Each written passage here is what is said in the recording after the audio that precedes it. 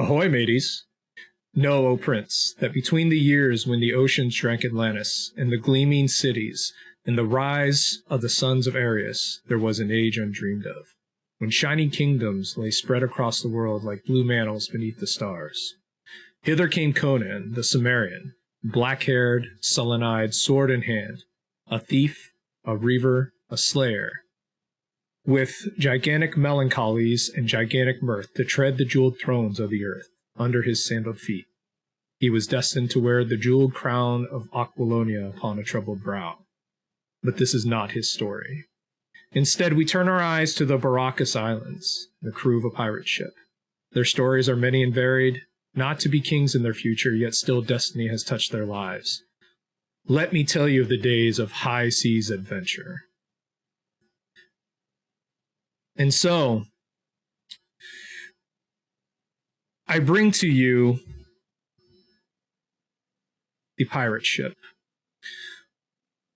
We will be hearing from the crew shortly. You see, they belong to a ship commanded by a man named Heimdall the Grey, a Vanir former raider that decided that the cold did nothing for him and the rich stained the warmth.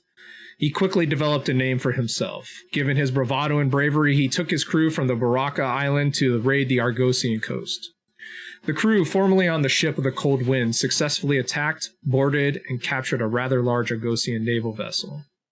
They returned their lowly cog to their small fort and took the new ship back to raiding the coastline. The caravel they now man is much more formidable than their previous vessel, so much so that their first attempt at piracy on a vessel coming out of the south immediately sank her with a catapult seated amidship. Sheepishly, the crew slunk off, having learned their lesson, and looked for more plunder. They almost immediately ran into a small fleet of Argosian naval vessels. While their brave captain wanted to get into a fray, he let discretion get the better of him and fled back towards the Baracus Islands to refit and rearm. You can see on the map where the ship is as I shift over here for just a moment. And the crew awaken from a slumber to the bells that start their shift. The cabin boy comes first to the quartermaster's room. Lambro, how do you say your last name, Lambro? Ciardo.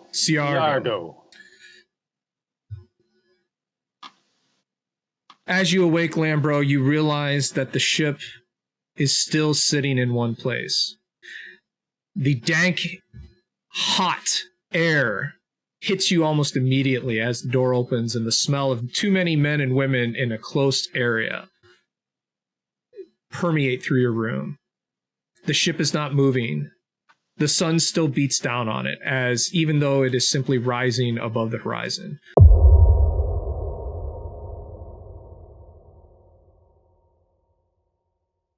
I think we might have to go back around because apparently the you guys were muted.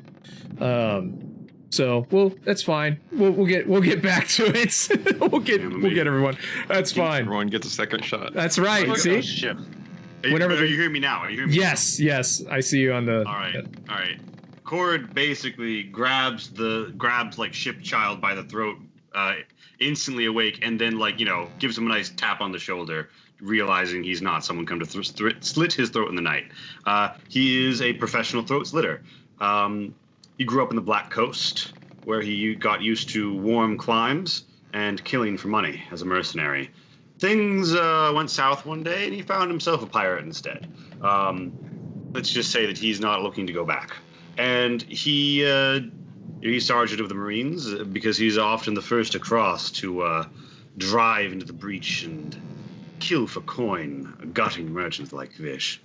And yeah, he's does not mince words, but he is a man of great conviction, and he is, loyal to the captain at least. So he knows what side his bread is buttered on, as it were. And that's Cord. I mean, he's not unsociable, but he doesn't try and reveal everything he's been up to over the years to his compatriots. And so the cabin boy looks to you and then looks at Fausto's form and kind of looks at you like, can you handle waking him up, and then immediately scuttles out.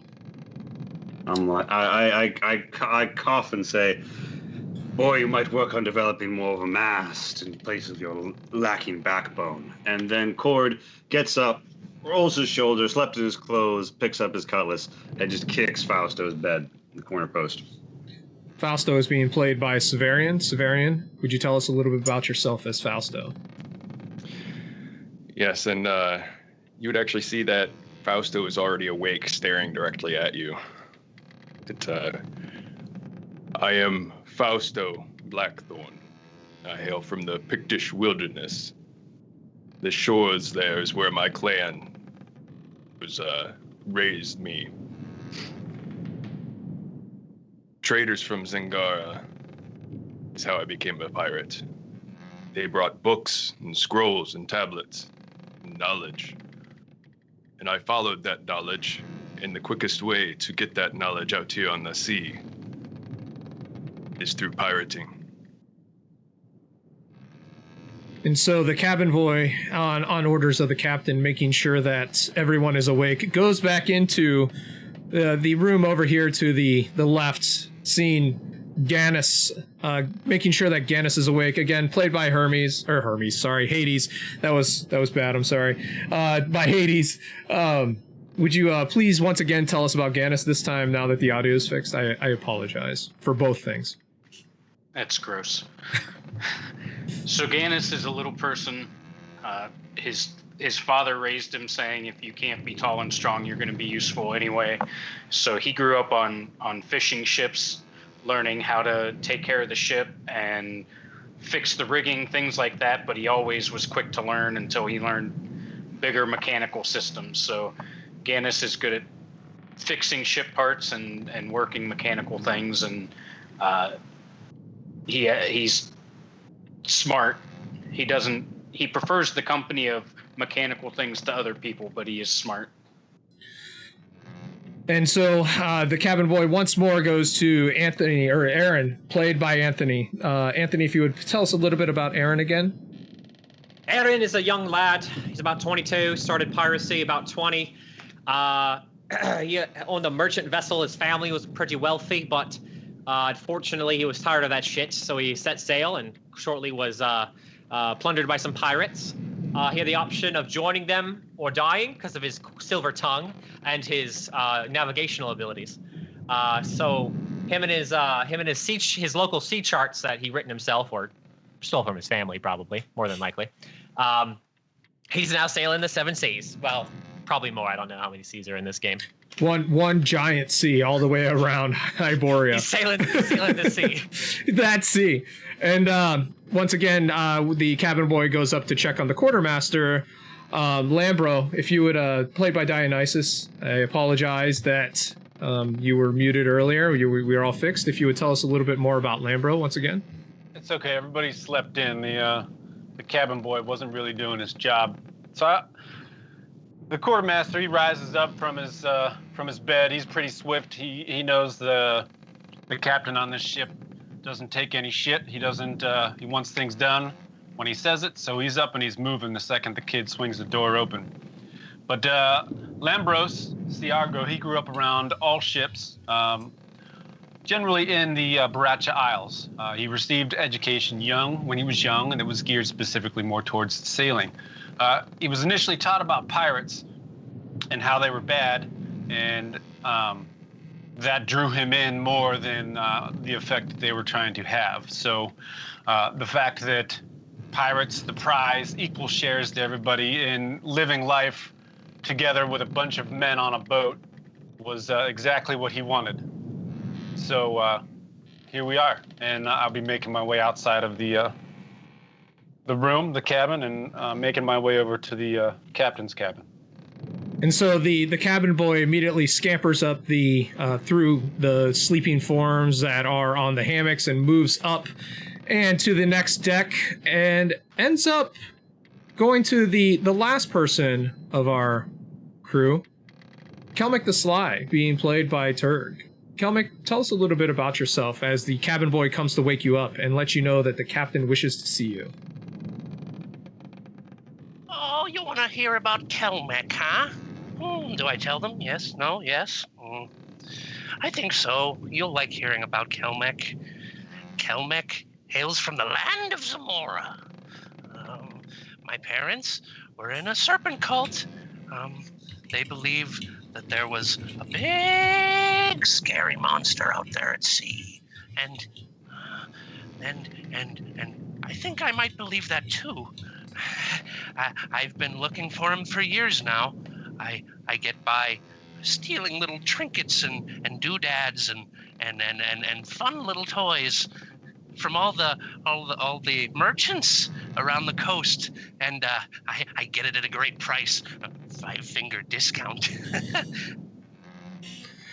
And so the cabin boy then immediately scuttles out and heads towards the captain's quarters, which on the ship will be over here. So you all are free to move your characters. So I know this is the first time that some of you are using Foundry a little bit more. If you click on your token and you use the shift key and the mouse wheel, you'll be able to turn around. You have vision at 180 degrees. Normally you would be going up and down the stairwells here and here. But since that's not how Foundry works, you have doors that are open and you can move to the next port. And so you see the night crew sailors are starting to kind of come down from the ropes, and the day crew are beginning to wake up and move around. But as you get onto the deck of the ship, everything kind of starts to come back to you. And you remember that you are in the doldrums. The doldrums are every sailor's worst nightmare.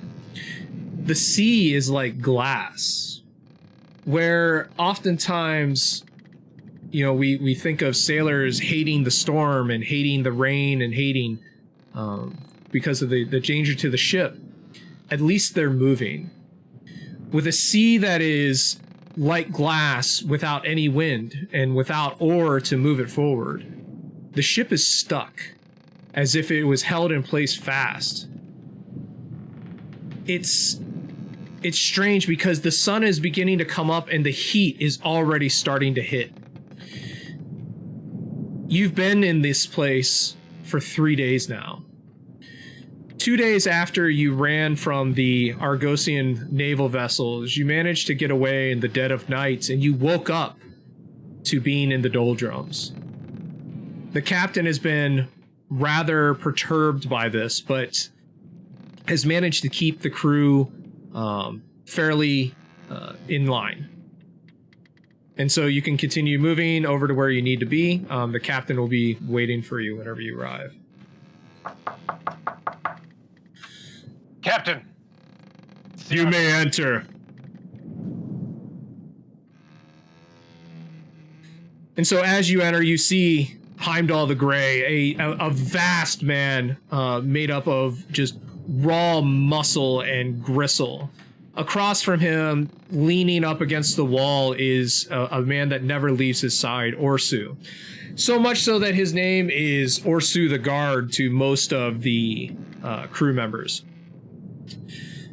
The captain is sitting at his desk and he's looking at charts spread before him as well as record-keeping books, and he just seems upset.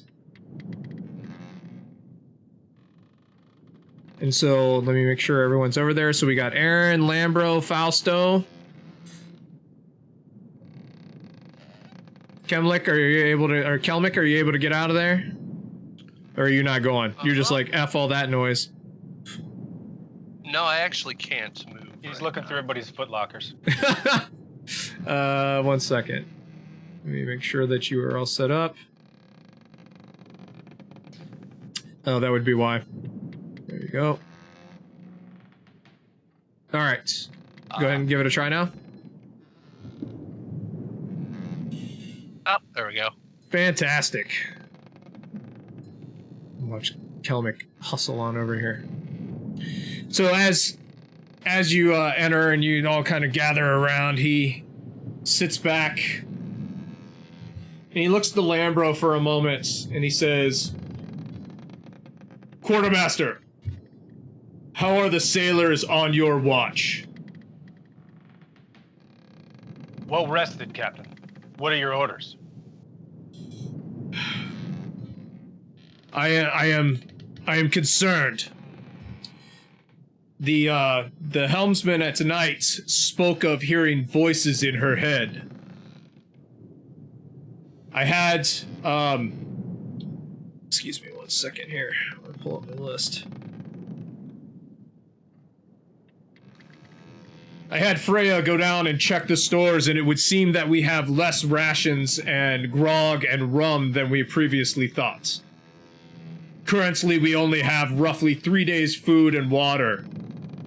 3 days of food and roughly 2 days of water. Have your men been overstepping on their rations? None that I'm aware of, Captain, but I shall look into it.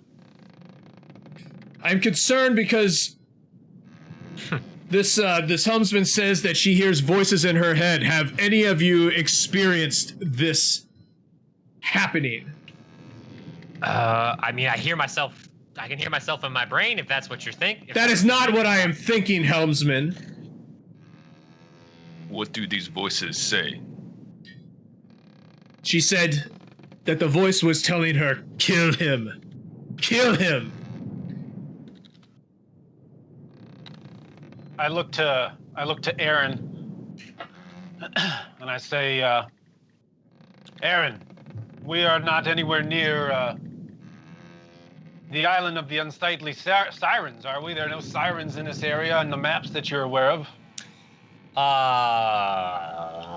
Looking at my charts here. Nope, you don't think that there was anything. You are literally in the middle of the ocean, en route towards your pirate fort. Maybe 3 to 4 days out. We're on open water, sir. There's nothing for days. I'd then look over to Fausto, and I would say, Witch, what do you make of this? Witch. God. Watch your tongue. I am a shaman among the Pictish people. I may be able to investigate and see if sorcery is involved. Shaman, I question, I ask you, are you able to throw the bones? It is not one of my skills. New.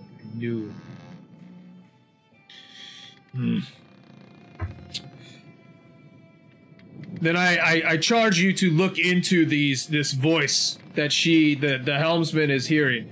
I also ask that you look into the loss of these rations, and if you are able, I ask you to speak to whatever gods you speak to, and see if you cannot catch us up a wind. We need to get out of here before mutiny occurs due to lack of food and water.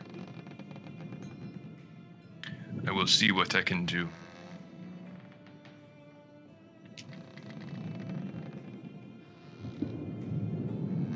And give me 1 second here. I need to set some. Sorry, I got to do something really quick. Our boat, does it have oars as well as sails? Nope. Just sails? Just sails. Somebody start farting into the wind. Sorry, I'm trying to fix something here real quick. The rolls aren't coming up. It's half the window where it should be. Give me 1 second, sorry. Foundry, Chrome.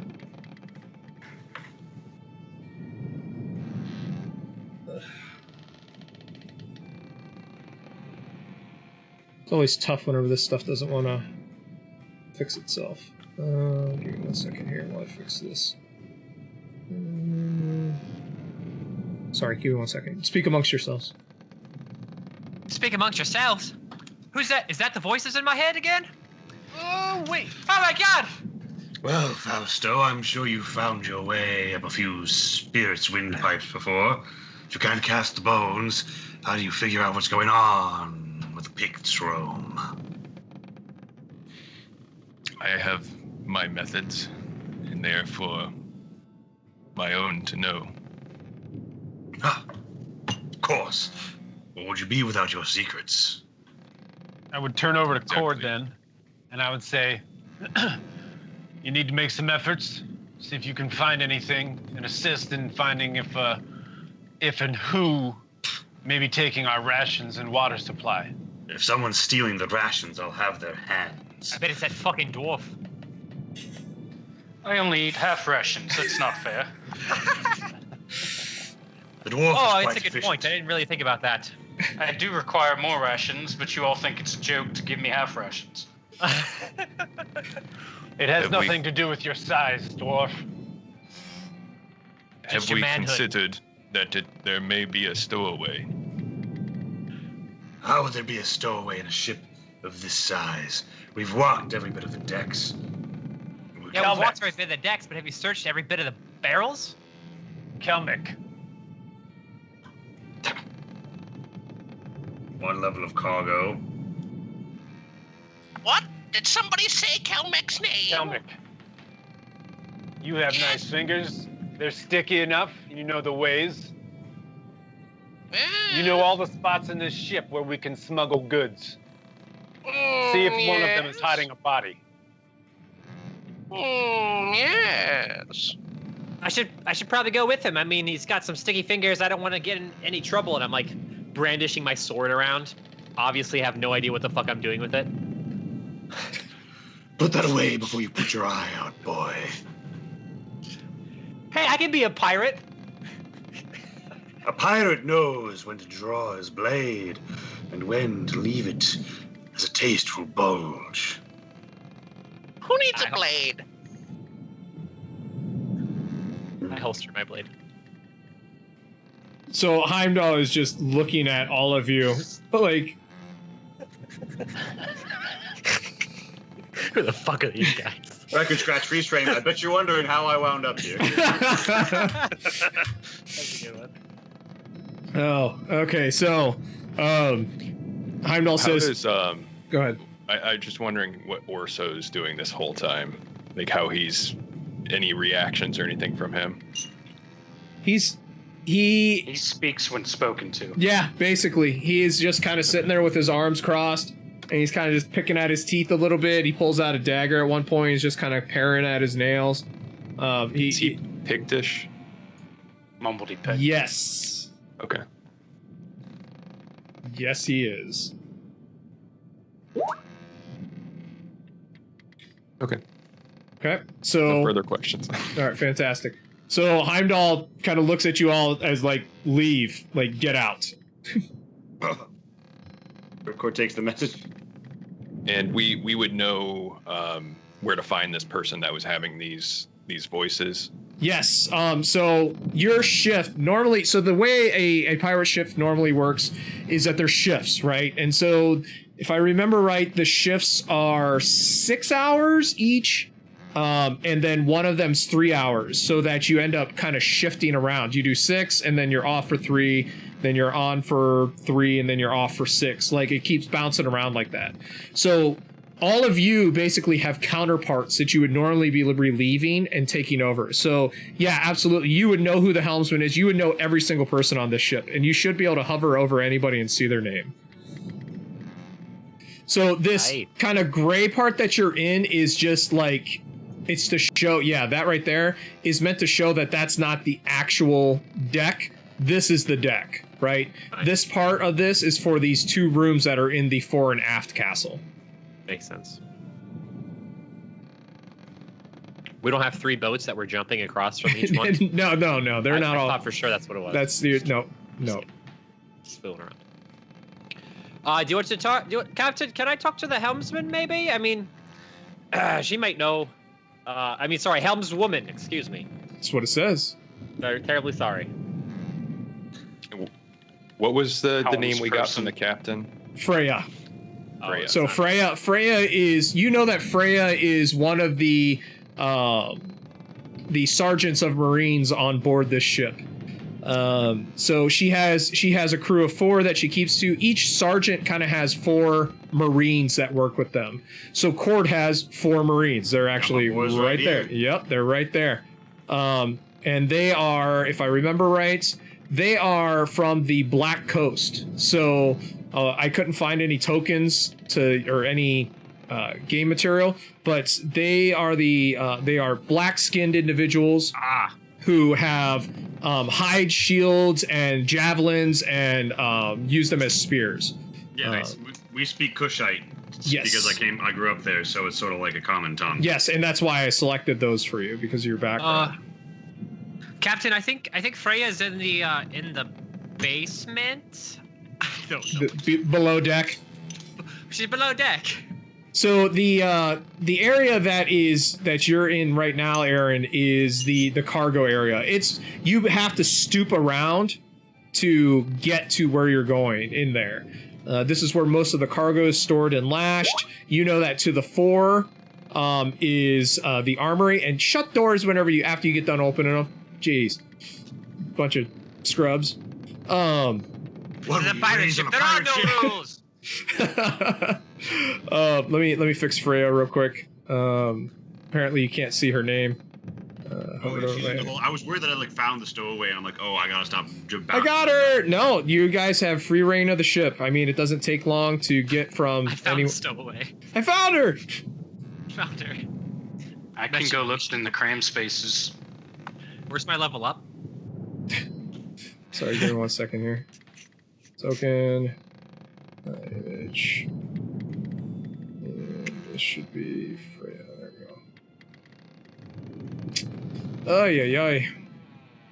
Oh, Freya, you're looking quite fine today. You just changed all of a sudden. You became a totally different person. Are you looking totally different than you were about a minute ago? There we go. All right, so Freya, yes, is down there. You should be able to hover over everyone else now. Nice. So yes, Freya is down there, and she is just sitting on one of the cargo crates. Her Marines are kind of scattered about in there. They all seem to have weapons, which you know is a no-no on this ship. You are basically, because you are the officers, you are allowed to carry weapons, but for the most part, the Marines should not be carrying weapons. And Freya's just kind of sitting there, parent, very much like Orsu, just kind of sitting there, paring her fingers. I'd probably say, oh wait, hold on. So are we all just walking down here, sight unseen, no plan? We're just rolling to relieve our other people and ask them questions, I'm assuming? Well, I don't know. Aaron's the tryhard that went running around the ship to try and find the stowaway, so you'll have to ask him. So that pretty much that. I mean, I'm naive as hell, right? So I'm just stumbling down places I shouldn't be, probably looking for the problem. Being very proactive. And so I find her below deck. I yell, "Hey, she's below deck." She probably hears me say, "Hey, she's below deck." You know, it's a whole stupid thing, despite being cautious. So yeah. So after hearing that, I'd be rolling down to below deck, and I walk in, and like everybody else, I witnessed the Marines with weapons. And does she have one as well? Oh, well, she's allowed. Well, she's allowed. Okay. Yeah. So I'd look at the Marines first, and so they're literally are you going to be behind me with this? So the Marines are right here with the sword, with their weapons, right? Yeah, they're probably kind of scattered out around the armory here, right. If I notice she's got her boys and they're armed, I feel like I'm gonna get my boys. I'm gonna be like, in Kushite, I'm gonna say, "Look alive, lads. Grab your steel. We're gonna go have a talk." Good idea. And they kind of look to one another. So I'm going to give you permission to move them around, Lee. They are now yours to control. Hell yeah. Should be able to move them. And so your usually second in command stands up. He's just this muscled god of a man, right? If you He looks like Dion, right? Like just with the muscles and everything, just handsome but just shaven head and just glistening with sweat, just strong. And he nods and he says, "Yes, Sergeant, but our weapons are in the armory." And so where is the armory? Zip, right there. All right, and I'm gonna assume the quartermaster has access to get in there. Any of the officers have access to get into the armory. All right, I'm gonna basically be like on me, and I'm gonna take the lead down, and I'm just gonna kind of push past these guys to open the door and walk into the armory. If any of them challenge me, they'll have a bad time. So the minute that you kind of start coming up, they start standing up a little bit, but Freya lifts up her hand and says, goes like this. You know that on this ship there is the idea of a clique, right? It doesn't even have the proper words for the unity that these units have with each other. Your men will literally go into mutiny with you. Right. You know, it's the same thing here. She is their commander, and they will listen to her. And so, right, so my boys are ride or die with me. Her boys are ride or die with her. Yep, That's fair. All right. I'd let you in, and then I'd, as she's waving them down, I'd walk up to her and just kind of wait for, basically wait to see if once Cord's all armed up, and then maybe we'll do some talking. I'm gonna, I'll definitely arm up my boys, and I would keep them this side so that we can't get outflanked here. and so as you begin approaching, she seems not she doesn't really care. Nonplussed would be the proper term, I think. She just kind of sits onto a crate. She's kind of hunkered down a little bit because the ceiling's so low, and she looks to Lambro as she's kind of cleaning her nails and says, "Have you heard it yet, Quartermaster?" Heard what, Freya? The words. What words are those? What do you speak of? That we must kill the captain. That is mutiny. It is only mutiny, Quartermaster. Oh. Quartermaster, it is only mutiny if you commit. I am merely telling you of the voices that I've heard. I know that I'm not the only one. Why I are simply your men asked. armed? Because we worry about mutiny. My men are armed in order to prevent others coming down here and becoming armed and mutinying against the captain. You know full well that I am from the north. Why would I mutiny against somebody like that? You tell me, you're the one who has it in your head. Where do you hear these voices? They started at the darkest hour last night, when the deep black of night was here. The moon did not come out last night, and it was supposed to. You know, we are at a half moon right now, and yet there was no moon in the sky, no cloud either. And then the voices started. We are cursed, Pict. We are cursed. Did you not see the ship that we sank? That ship probably was coming from the forbidden areas. It had the markings of sets upon it. What is she talking about? What does this mean? She's talking to you like you. Are you hearing the voices too? I would like to examine you. If you believe you are cursed, perhaps we can break it. Are you saying that you want to touch me, Fausto? I only wish to approach. If you make any move that looks as if it is something that I don't want, I will end your life at the tip of my dagger. Very well. It's kind of hot, not gonna lie. So I would just step forward Affirmative and consent is hot. Yeah, it's kind of hot. That is exactly what it was, right? That was consent with explanations on what is not consent. yeah. The same is. So I'm just going to see if I can detect any amount of sorcery around her. You know, the stink of magic. All right, so our first check of the night. Here we go. So, do a sorcery check at difficulty 2. What's going on? Would you like Look to? over. Would you? I am offering Doom. Anybody want any Doom? You can spend Doom for dice. Not yet. We're Not too yet. doomed already. You are Yeah, pretty Over doomed. to Aaron. We're fucking cursed. It is question, and I would say Set is another religion. Ah, The old serpent, the god of the Stygians. thank you for clarifying. How do you want to spend that momentum? Oh Yeah, wait, I have stand to by. memorize Sorry. An extra there's- die in the chat. Obtain What? information. Yeah, I was about to say there's an extra die in the that's what chat. I'm looking for. Do you Yeah, want to? obtain information? Bro, you got 4 successes. Do you want to roll another one in there for the? You got a die, a bonus die. Sure. So- how I would do that. Just slash Just a roll D20. 1d. Yeah, just 1d20.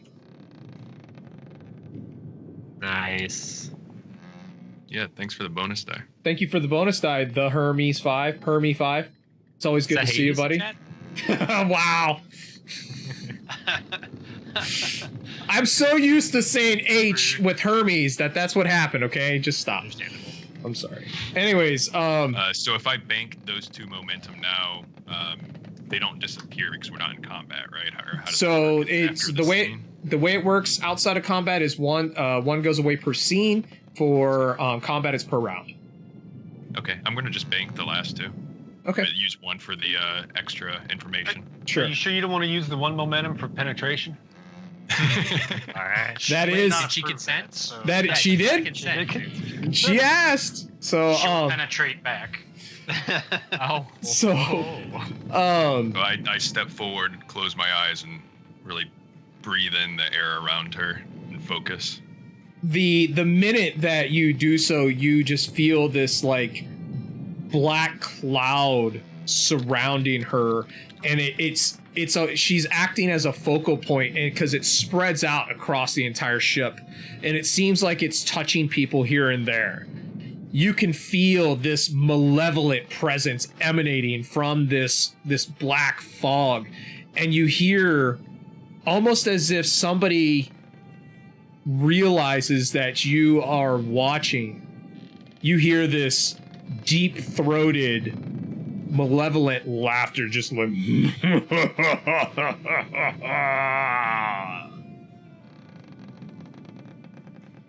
But nothing giving any clues as to what it is or who it is. you can tell that it is obviously magical in nature, that it is spreading throughout the ship, that it is also what is keeping you in place. But not who. You have a feeling that if you were to try, you could probably attempt to reach out to this thing.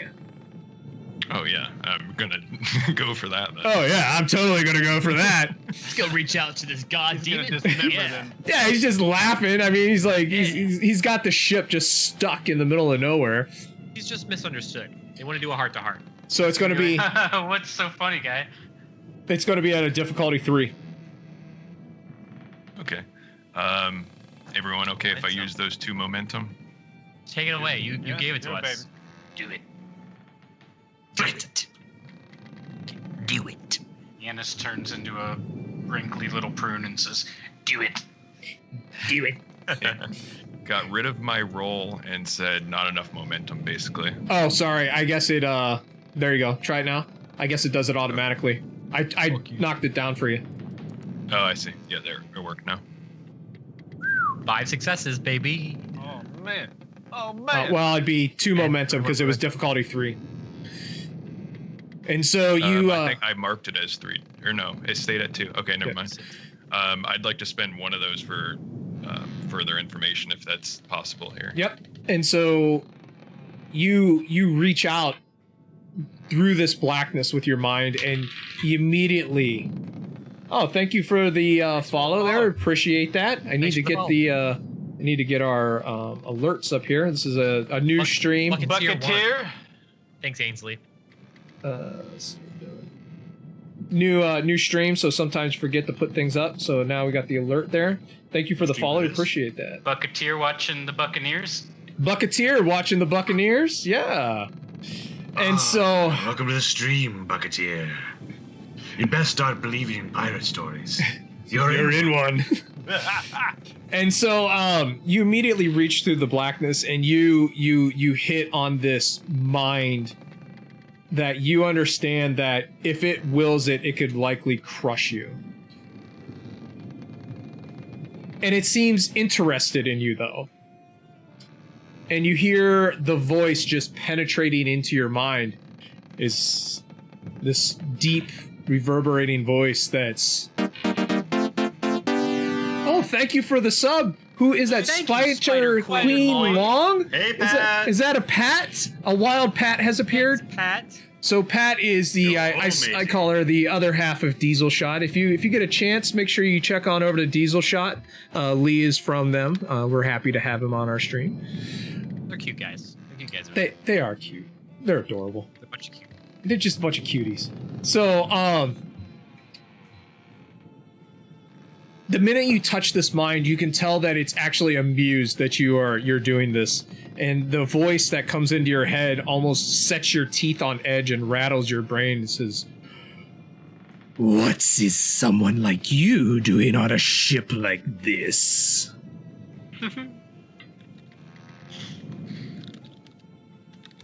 And I would try and speak back just through my mind.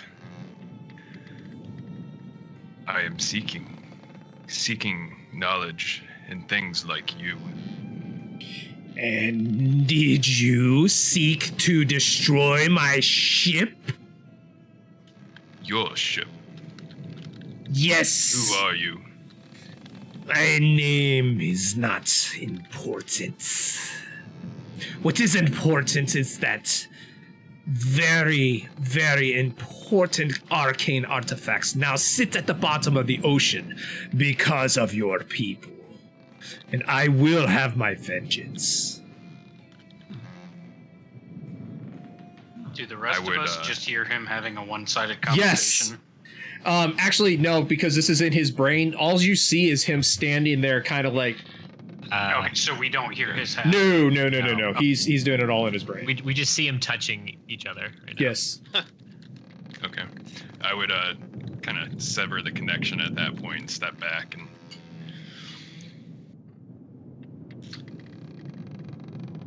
Freya. Something has hold of this ship. Something from the ship that we sink. That's, that maybe explains why the voices are saying to kill the captain, yes? He is in charge, and perhaps whatever this thing is, simply wants to see him suffer. What is worse? What could possibly be worse than having your own crew turn against you? Dying. And what are your Dying happens to all of us, young man. Every man truly lives. And what is your opinion on these words? I have loyalty to Heimdall, but I do not want to starve and thirst to death.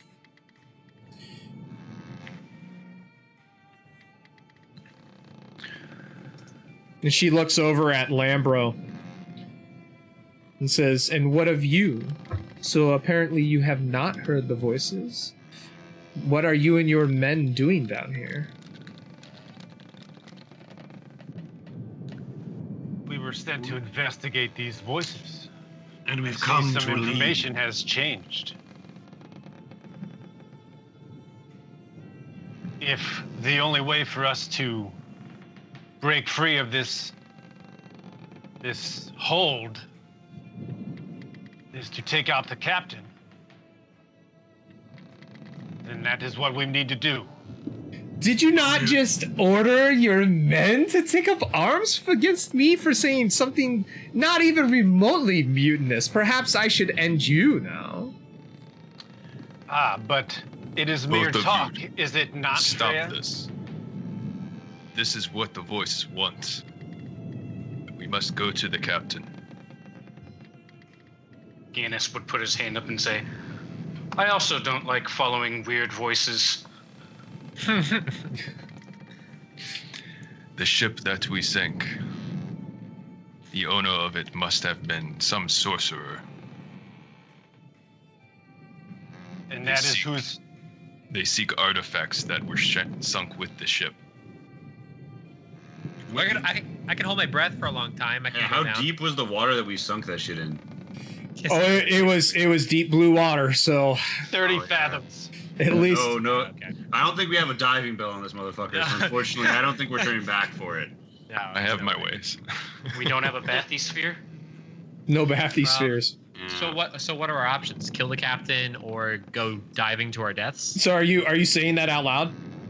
Yes. Okay, because Freya looks over at you and she says, "There are rowboats on here. You could simply get in and leave." Where's the rowboat gonna take me? We're days away from any landmass. Here we are all ready to stab our captain in the back. And for what? You think that because there's some mad voice in some people's heads, it's some sort of impartial bargainer?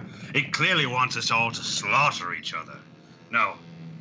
The only way out of this is to trick it. Even if some foul-hearted fool were to be tempted into killing our captain, it has no reason to keep up its end of the bargain. We have no leverage. And with no leverage, we will be dispensed with the moment we have played our part, which is probably sizzling to death in the heat. That Besides, thing could alter the deal, right? That's what you're saying. there is no deal. It's just ordering. And if you choose to obey a mirthless order, perhaps you just belong in the sea. Pict, tell us, how do we treat with such voices? Surely you have some way to spite them, to piss in their eye. I will need to consult my small library. Books. Do we tell the captain then, or do we not tell the captain? I'm kind of. Let's not be hasty. I think that we, between shifts here... But what if more Come. people start hearing voices? Then we got a bigger problem. I think. I'm gonna walk up. Lambro's right here, right? Yeah, I'm here. I'm gonna. Oh wait, no, shit, that's Lambro. Wait, who do you play, Anthony? Sorry. Aaron, you're good. I'm gonna come to Anthony. I'm gonna go to Aaron. I'm gonna grab him by his shirt, and I'm going to Hey, be look. like, More people will panic if we say anything hasty. So why don't you calm down and stop talking about telling people things they don't need to know? Oh well, we got to do it before nightfall, cause that's when it's active. I guess I don't. That's what I'm gathering. I put a finger to his lips, and I say, Freya, you said it came at blackest night when the moon should be full, yes? That is whenever it appeared last, or the voices started last night. Yes. Can you let go of me, please? I drop him, but like partially into the crates. Bitch. All right. I think that we need to have the Pict look into this. And for the meantime, we keep our mouths shut and our steel ready. There's supposed to be a changeover of the watch soon. We need a plausible reason why that isn't happening. Well, the reason is because all of you are down here. You should be switching watches with your people. It is our watch, Cord. We shall let the shaman do his work and go about our business. Freya, we shall be in touch. Kelmick and Gannis, check the chat in the game.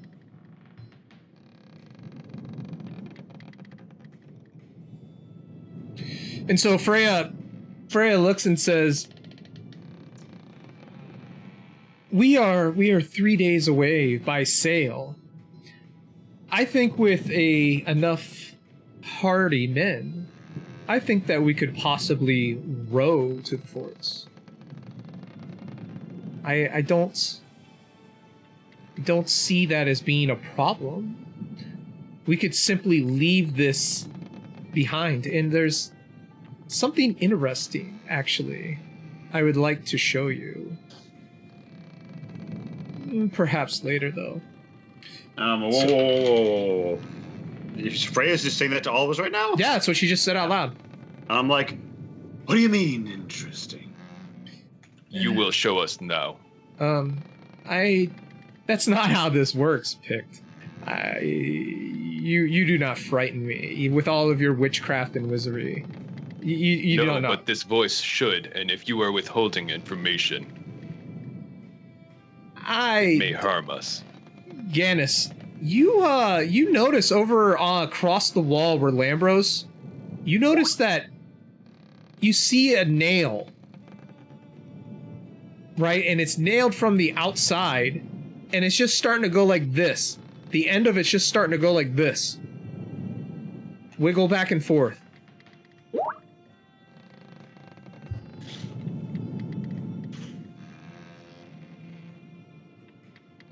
Gannis, you're dead. Gannis? Gannis? Hades? He probably doesn't. He doesn't care. He's just like, whatever. It's a nail. Go again. Maybe. Got distracted there. Yeah. I said, Gannis, you noticed that across from you where Lambro is at, you notice that, there's wood that's nailed from the outside, right? The hall, the way it works is there's two layers, right? And you have nails going out, you have nails coming in. Some of the nails sometimes are just pushed in a little bit too far. And you notice that one of these nails that's just been nailed in a little too far is kind of like wiggling back and forth. I would walk across the room, and then when I got to Lambro, I would just kind of push him while saying, "Excuse me," and get a closer look at it. And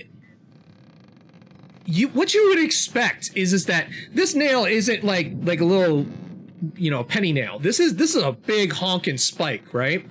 And so the end of it's probably about this big around. So it's one of these major spikes that's going all the way through the hall, and it's wiggling back and forth.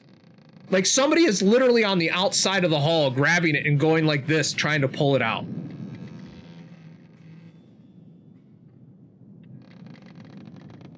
Kelmick, while he's looking at that, you notice that all of a sudden this rat, big fucking rat, just a huge fucking rat, right? Climbs up onto the crate here, and his face is just covered in food. Bruh. And it just looks at you. Out, boys. Kelmick, it's just staring at you. Oh, hello, my little friend. You see it literally go like this.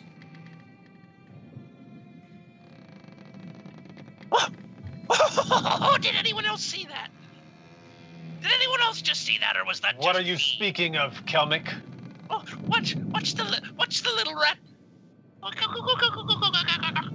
And it rubs its face like this, and then it goes. See. The Gannis, the spike, Yeah. the spike that you're watching is it the point end that's towards me? Yes, and it's starting to move away from you. You start to see that it's getting smaller.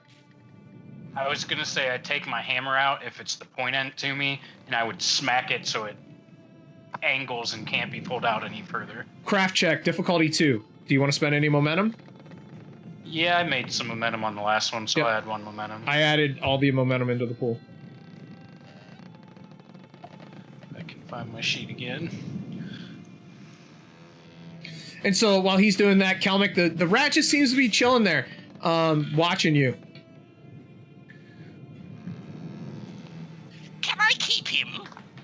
Kelmec, stay there and do not allow that rat to move. So that's 2 momentum gain because it's difficulty 2. So you tell me about what you're doing here, Gannis.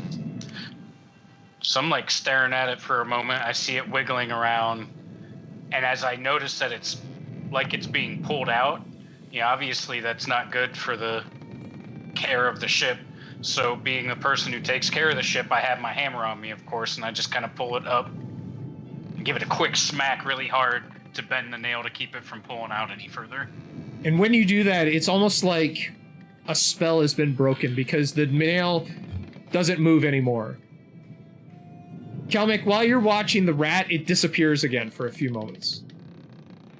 And it's probably, about the time it takes Gannis to nail the edge of that spike down. It comes back up and its face is all wet.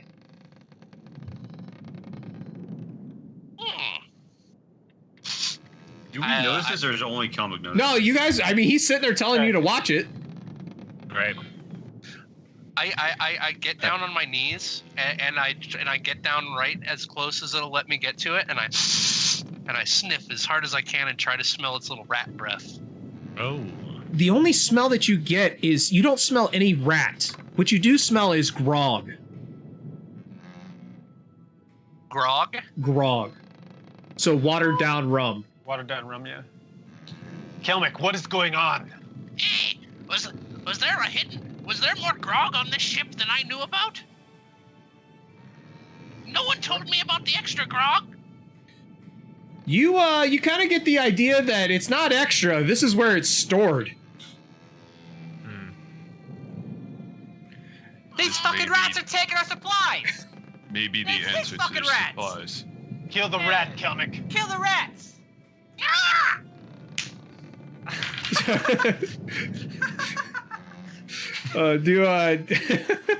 Sorry. Do a melee check. Lovely. If I have time to interject, I would say, Kelmick, stop. But Do you you would have to do a command check. Fuck you, witch. Wow. no, it's fine. I'm not that worried about it surviving.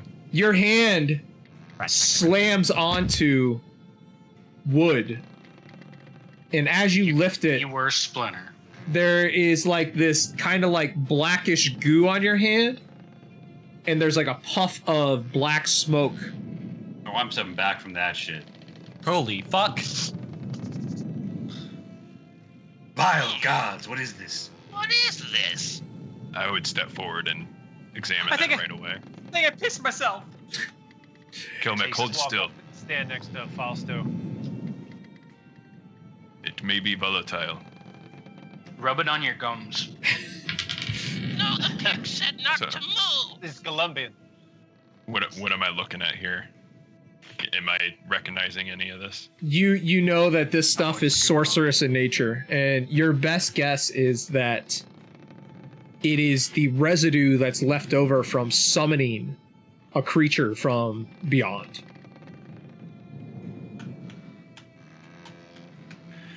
And so Freya is just kind of like watching all of this, and she just shakes her head and starts to leave. I would be scanning the wall kind of around where that nail was to see if any of the other ones are wiggling about. Observation check. That was no normal rat. It is. I used another momentum. Are her boys leaving with her armed? Oh yeah, they are. All right. I think I'm gonna go up to the next deck with her. See what's going on there. Okay. You were saying? Anyone care if I use another momentum? Go ahead. Use the fucking momentum. Why are you? Don't cuss at him. So you see like it's a very strange thing that happens here because you see the ends of more of these spikes, right? I mean, this is the way these ships end up being. You see them all are starting to kind of wiggle, but it's almost like the minute that it feels that you're watching, they stop. Can I do a quick whack-a-mole and Yeah, absolutely. aren't angled enough? I just kind of give them that quick Yep. smack. Yep. Don't even need to roll for it. We'll spend that momentum that you had on that, and you go around and you whack them all the ends of the spikes. Whack-a-mole minigame?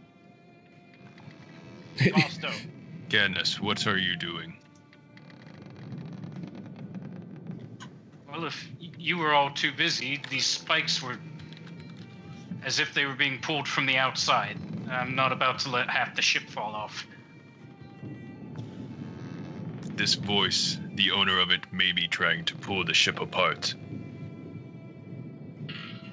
Picked! Can I move? Oh no, I moved my mouth! Am I gonna get hurt? Yes, Kelmek. I followed. You are fine. You will see now that this matter is now dissolving before your eyes. And it very much is. It's almost as if it's being called back to the ether.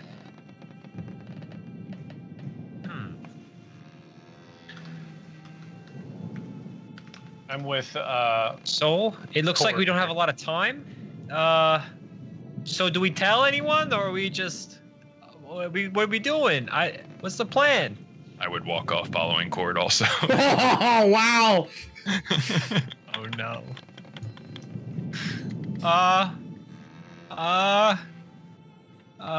Gannis? What is it, you oaf? What should like I still what busy should I do? smacking the wall. What should I do? Sorry, that was a Go little check loud. over the side and see if there's someone pulling the nails out.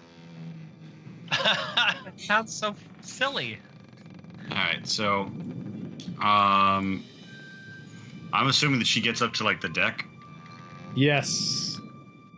And I want to take just an aside. I've been lax in my chatting to the watchers. Bad Nano, always good to see you, and I see that you're a man of taste here as well with your Hyborian ale and your Sumerian salty fantasy roleplay. So not only are you an Aliens man, you're also a Conan man, and so we are friends. We are bonded. Fine taste. So I apologize. I haven't been chatting. I've been keeping up with these guys, and it's interesting on the way things are going because I don't think I really planned any of this, but we'll see how it goes. So as we're all following Freya, I would shout her name, Freya. And she turns back around, and she's about at the top. Her men are already on the deck, and you hear a lot of noise coming from the deck. And she looks down at you down the stairs, and she's like, "What do you wish, Quartermaster?" Allow Fausto to look into this before we make any moves. Let me ask you a question, Quartermaster. May I? By all means. What is best in life?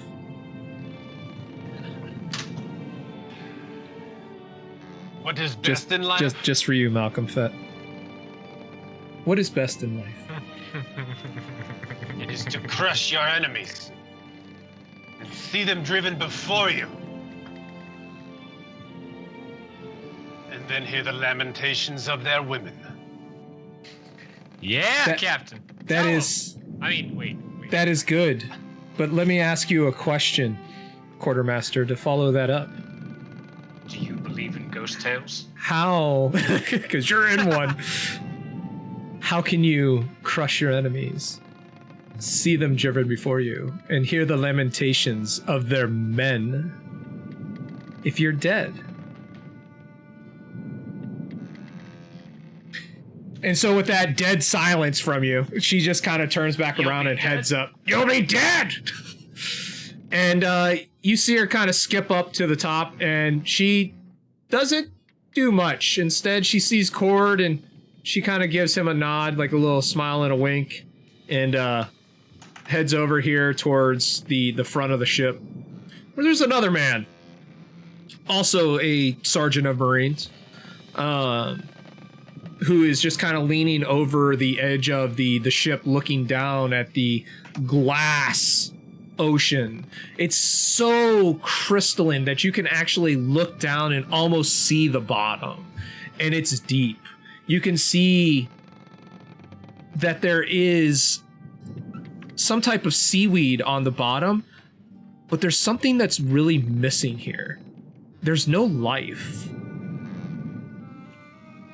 Normally you would at least see something swimming around, but there is nothing below you. And so on the deck of the ship, are you coming, Kelmick, or are you gonna look for the rat?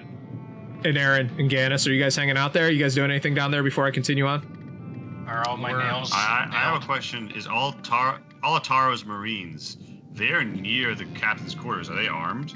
Let me, I will get to that. Let me handle Aaron, Gannis, and Kelmick down here. If I think the nails are done wiggling, then I would kind of cautiously follow the group. You believe that they are done wiggling, from best you can tell.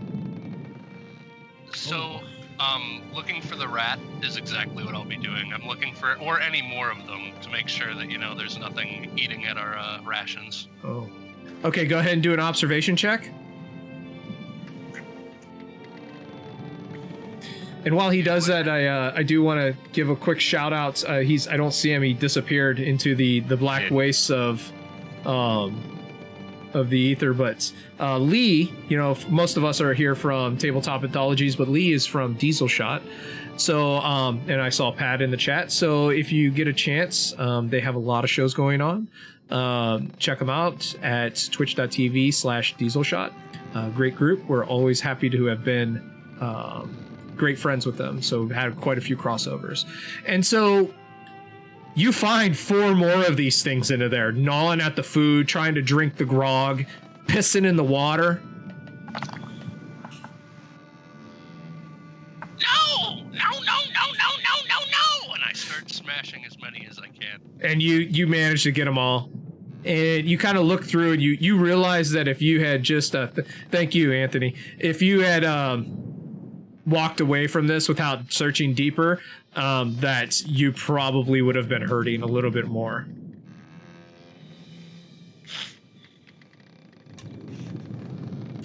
And so we move back to the deck of the ship. So the sailors here, the night sailors, which are these ones right here.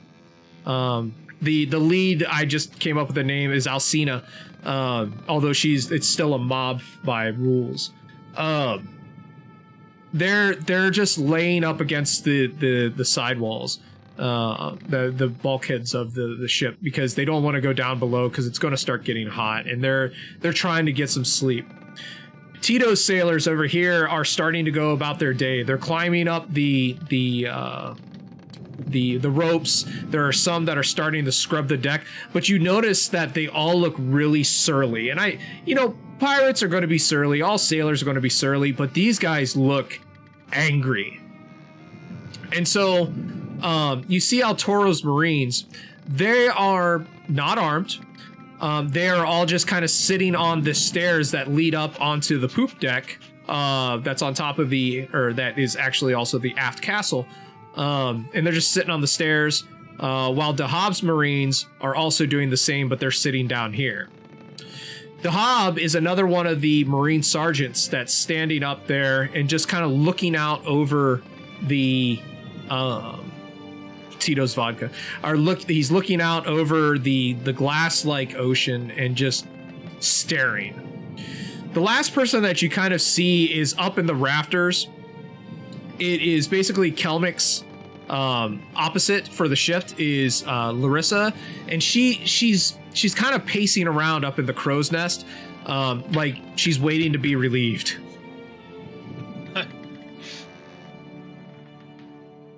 And so that I wanted to get them taken care of before I started answering follows questions. me up on deck, and the rest of my crew's men follow me up.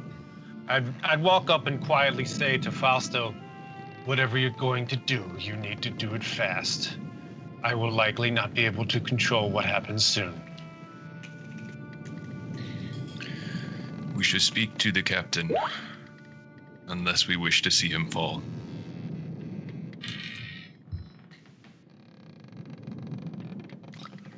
And so, Aaron, as you get on board onto the deck of the ship, you hear what sounds like the rustling of bats. rustling from bats, like yes, overhead? like as if they're hanging over you and they're moving about, but they haven't spread their wings to fly yet. I'm definitely gonna paranoidly look over my shoulders a couple times, looking up into the sky, looking for bats. I'm not gonna say anything about it though. I'm gonna be very obviously looking for it. Oh, Helmsman, kill him and I will release you. what? Where are you? I'm yelling. What? Kill him, you fool! Ah! What are you yelling about? It's talking to me! You hear What the is? voices? It's talking to me! He wants me to kill the captain! So when you yell this, everyone stops. Like all movement on the ship just stops, right? Like everyone doing their work, everyone doing their thing, just completely stop everything that they're doing. And you hear the door open. And Heimdall walks out. And move over there. Stop. There we go. And not far behind him is Orsu.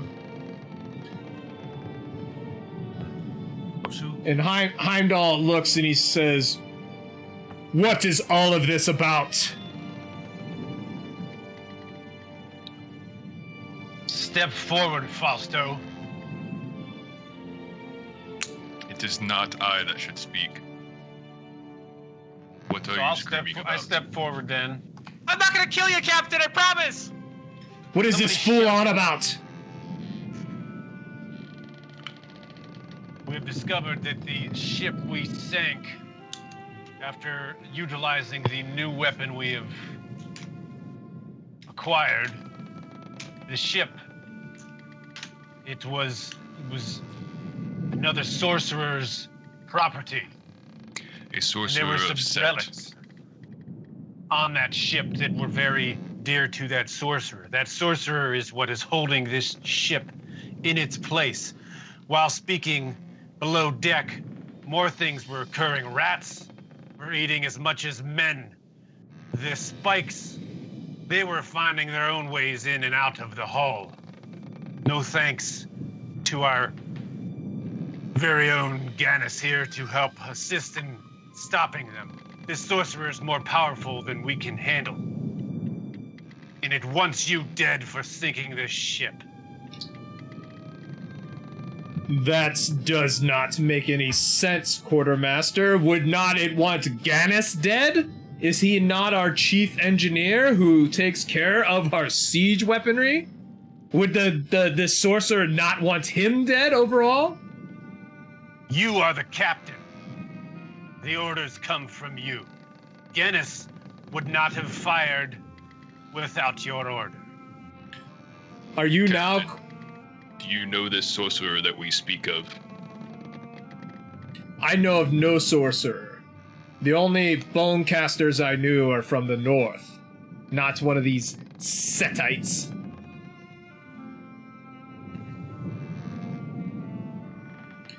And so the captain kind of steps forward and he just mad dogs Aaron as hard as he can. Like you can just see his bush bristling, right?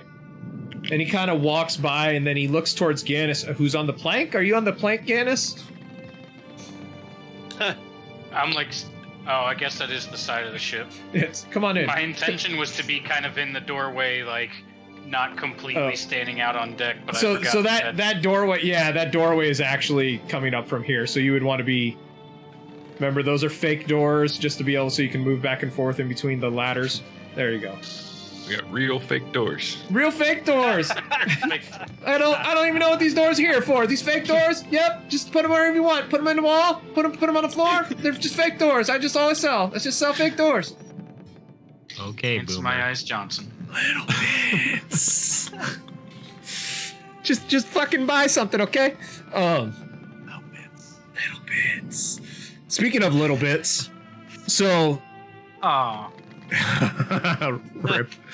So Heimdall kind of walks around and he's looking at the sailors with just, you can feel his stare whenever he stops to look at you, and he looks at Gannis standing in the doorway and he says, "And what of you, little man? I feel like you are almost the cause of all of these issues. Do you want to usurp and kill your captain?" How am I the cause of any issues? I stopped our nails from flying out the side and us losing half the ship just now. Well, this is true. This is all in this is all in reactive. You are reacting to something occurring. Were you not the one that launched the stone from the catapults and sunk this ship? Sure, but I know nothing of sorcery. I'm just here keeping things working. Perhaps if I... Sorry, I just saw the chat, Anthony. Perhaps if I were to... There are some places to the north that say if we sacrifice one of your kind, that it brings good luck. Perhaps we should do so. There will be no sacrifice. And we say where I'm from that if I stab you in the dick, you'll get no chance. Are you fucking kidding me? You're the captain. Everything happens on the ship's your responsibility. Even I know that. Silence! And he turns towards the quartermaster, and there is absolute venom in his... Look, he's turning. He's turning. Oh, I see him. That's a slow turn. Very slow. Hold on, let me... His beard is upside down. It's a hell of a turn. It's a hell of a fucking... And he says... "I'm sorry, quartermaster. What did you say?" You gave the order. This is on your shoulders. If you no longer want to accept responsibility as a captain, then you know what is next. What is next? Single combat between you and I?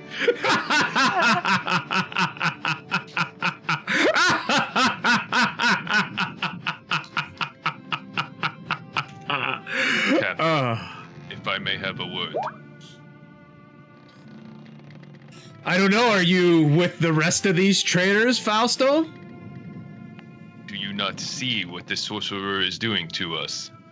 He not only wishes to tear the ship apart, but the crew as well. And it would seem that he is accomplishing his mission. Yet you throw blame on your crew. Fausto, your man here, my quartermaster, most likely to be former quartermaster here very soon, said that I gave the order. What was my order, if you recall? Was it to sink the ship, or was it to take her a prize? Out of character? What was that? Take her... Well, we're pirates. We're pirates, my friend. We would not be just going, hey, you know what'd be fun? Let's go sink this fucking ship. Yeah. Oh, hey, thank you for the cheer. I can't see, for a bad nano. Thank you very much for that, buddy. Always good to see you on here. We're happy to have you over here, buddy. Thank you so much.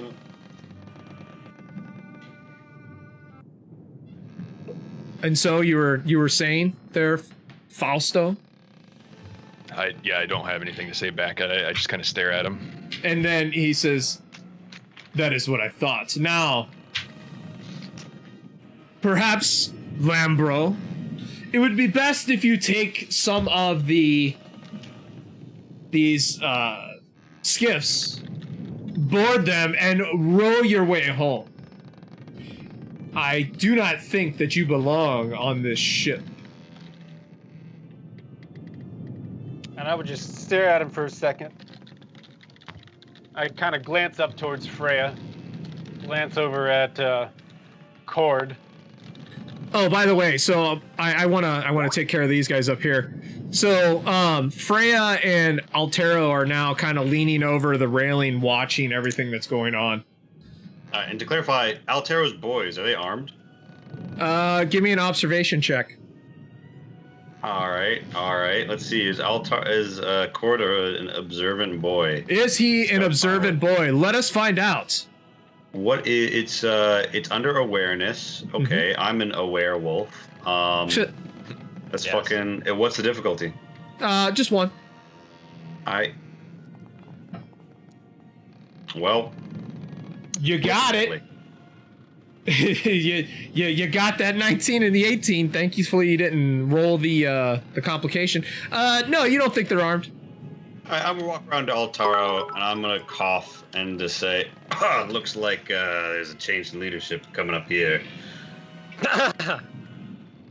Thank you for the cheer, Flesh Party 20 free. We appreciate that. Thank you. Keeps us going. Greg, thank you. Thank you, Flesh Party. Thank you, Flesh Party. We're about to take some flesh. There's about to be a Flesh Party on board this ship. Yes, he's also a Diesel Shot crew member.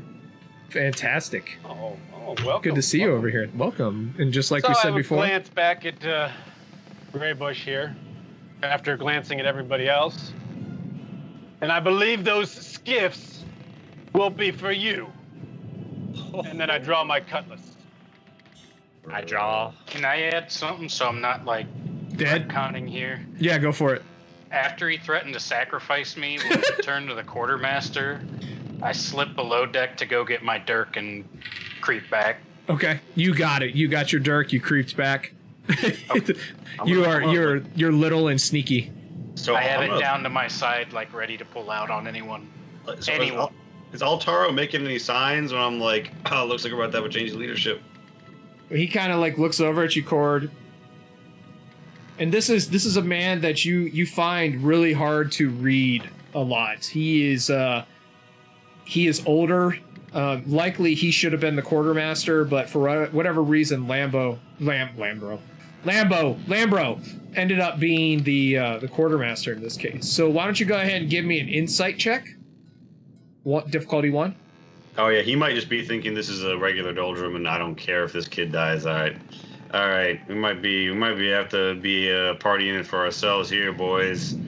Yeah, I'll give you the insight.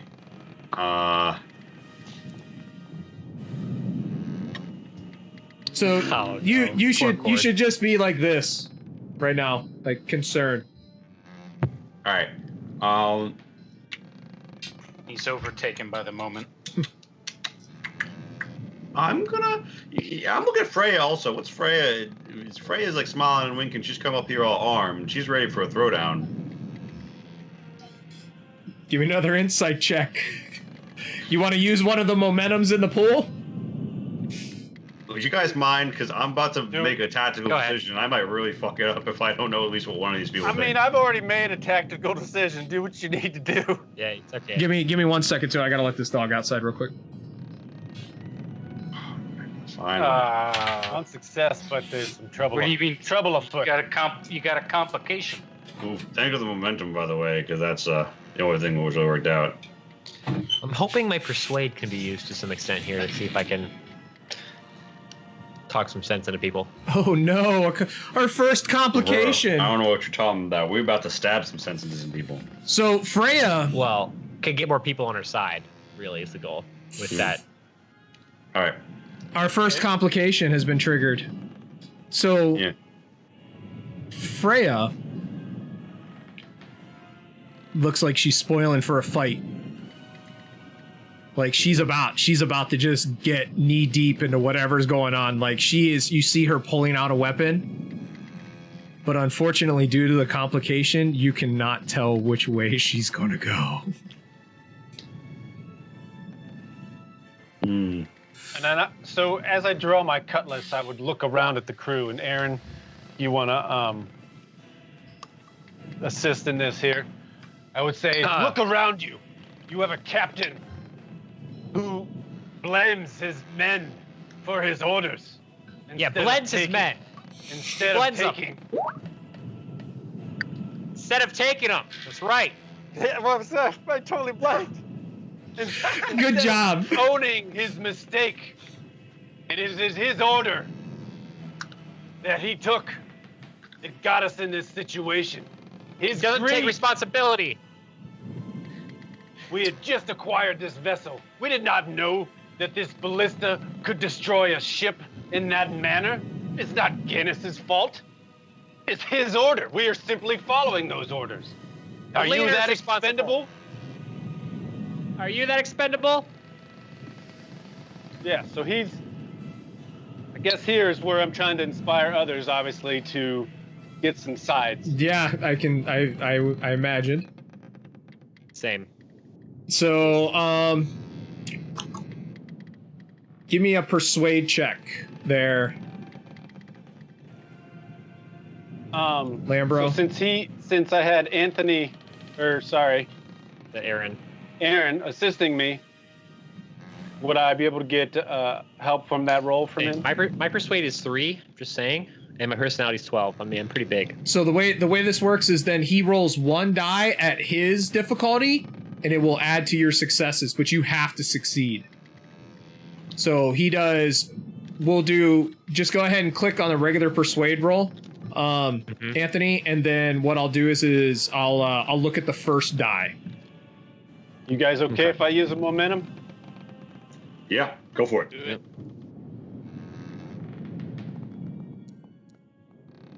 I'm trying to roll, but I'm clicking on it.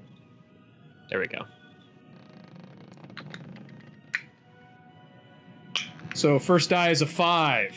So that is a success. So that means that you have 2 momentum to spend, Lambro. How do you want to spend it?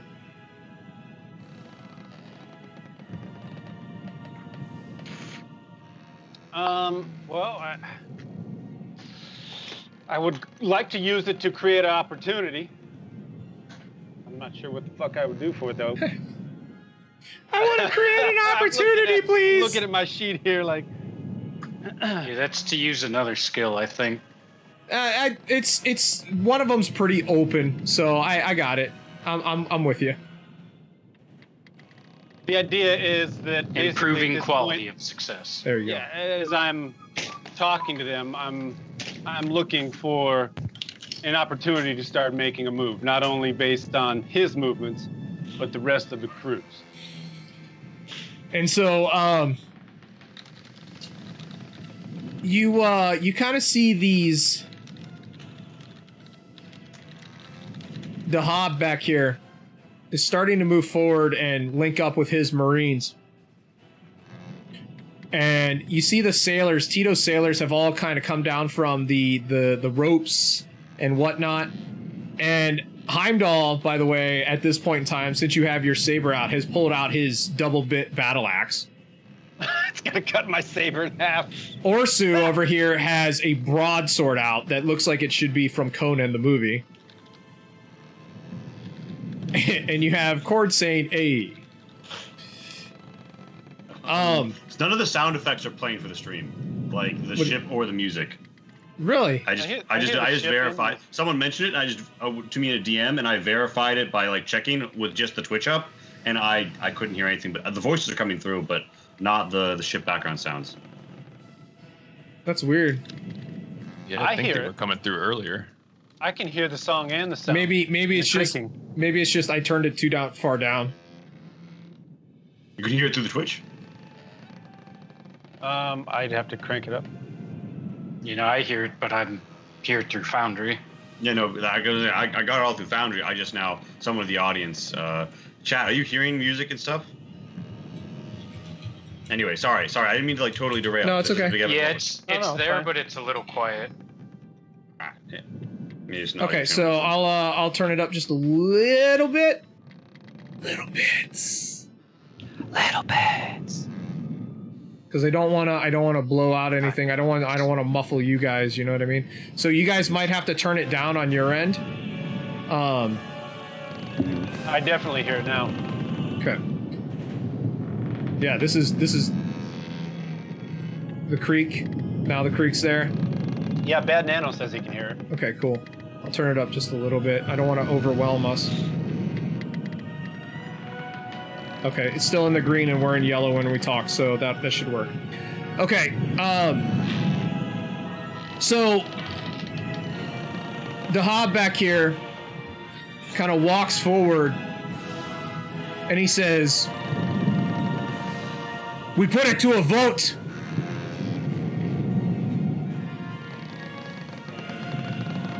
And Freya just kind of like rolls her eyes and she's like, "That's enough with the votes.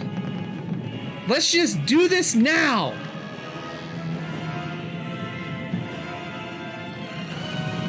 And you start to see the sailors, both sets of sailors, the Marines that are on the rafters over here, they're all kind of starting to grab whatever's near them.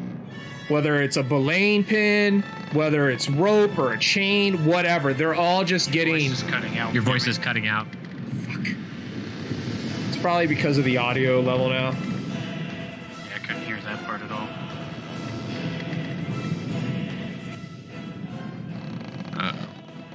Okay. Now I hear you. Now you hear me. Yeah, so it was probably just too much audio. What was the last thing you heard? She's rolling her eyes. Okay, so she's rolling her eyes and she says, let's just do this now. Enough with the damn votes. Let's just do this. And you start to see the Marines and the sailors all kind of grabbing anything that's by them. Whether it's belaying pins, whether it's rope, whether it's a piece of wood, spikes, like boarding axes, whatever. It's just all of this stuff. Like they're all improvised weapons. Everybody's grabbing something and it looks like it's about to get volatile.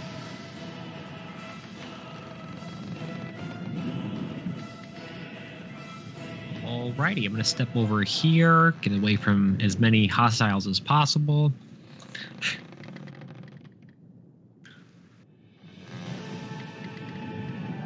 Yep, I'm gonna go right next to this captain over here. Stop moving it. Stop moving. Stop moving. What are you doing? Not your, like, right there, that's good. What are you guys doing? There is a palatable tension. Like, we're about to go into combat. Fausto is just taking a few steps back away from the crowd and is observing at this point. I stay where I'm at, not moving, in order to be forgotten if possible. You, Because I'm Hades, in like the little stair alcove. You, Hades, are not easily forgotten, but Garen is.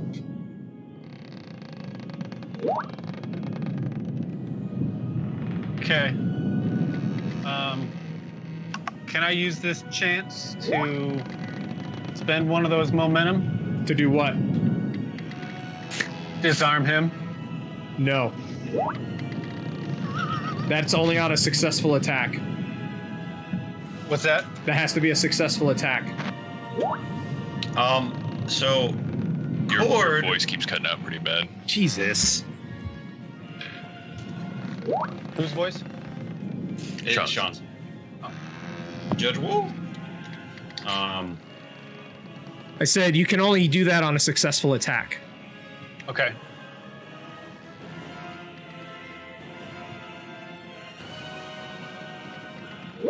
I'd look around. Make the and I would decision. say, choose your sides, men.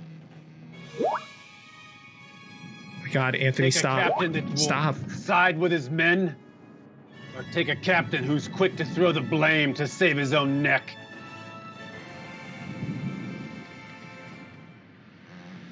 As Gannis shoves watermelon into his mouth.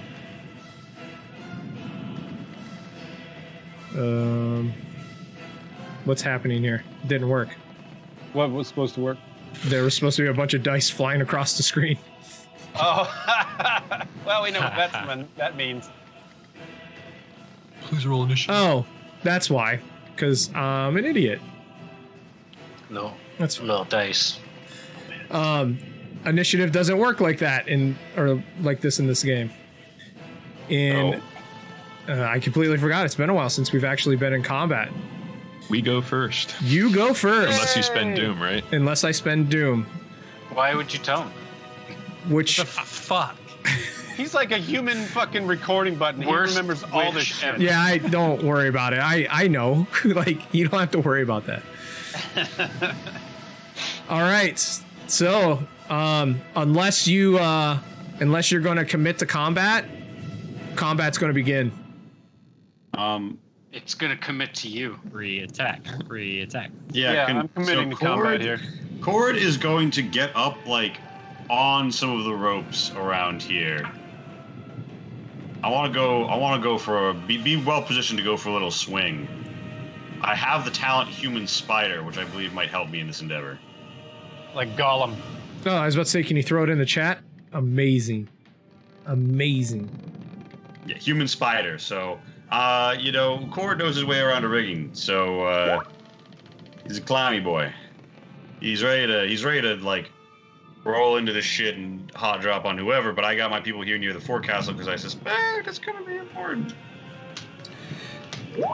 Sure. So you are up in the lines there connecting to where the sails should be, but that's where basically you got the cargo netting going up. Mm-hmm.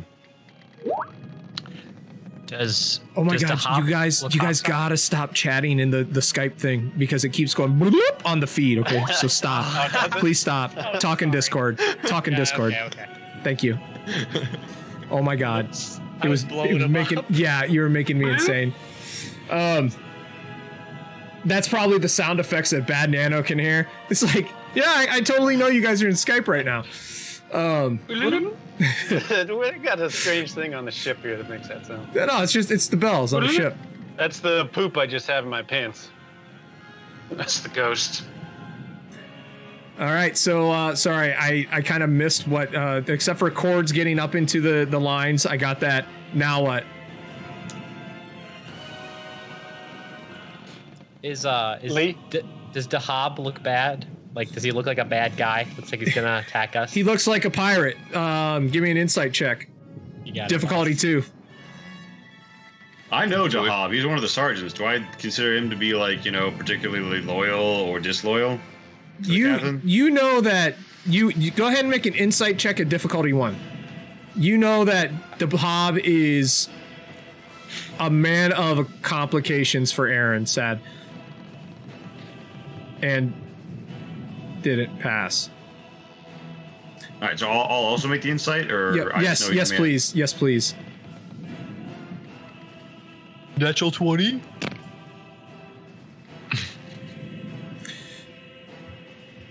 Cord, you know that Dahab is one of the people who follows the rules, right? You know that there's a code that pirates live by and what they believe in. The captain is responsible for everybody on board the ship. The crew is therefore all falls underneath the captain and do what he says to do.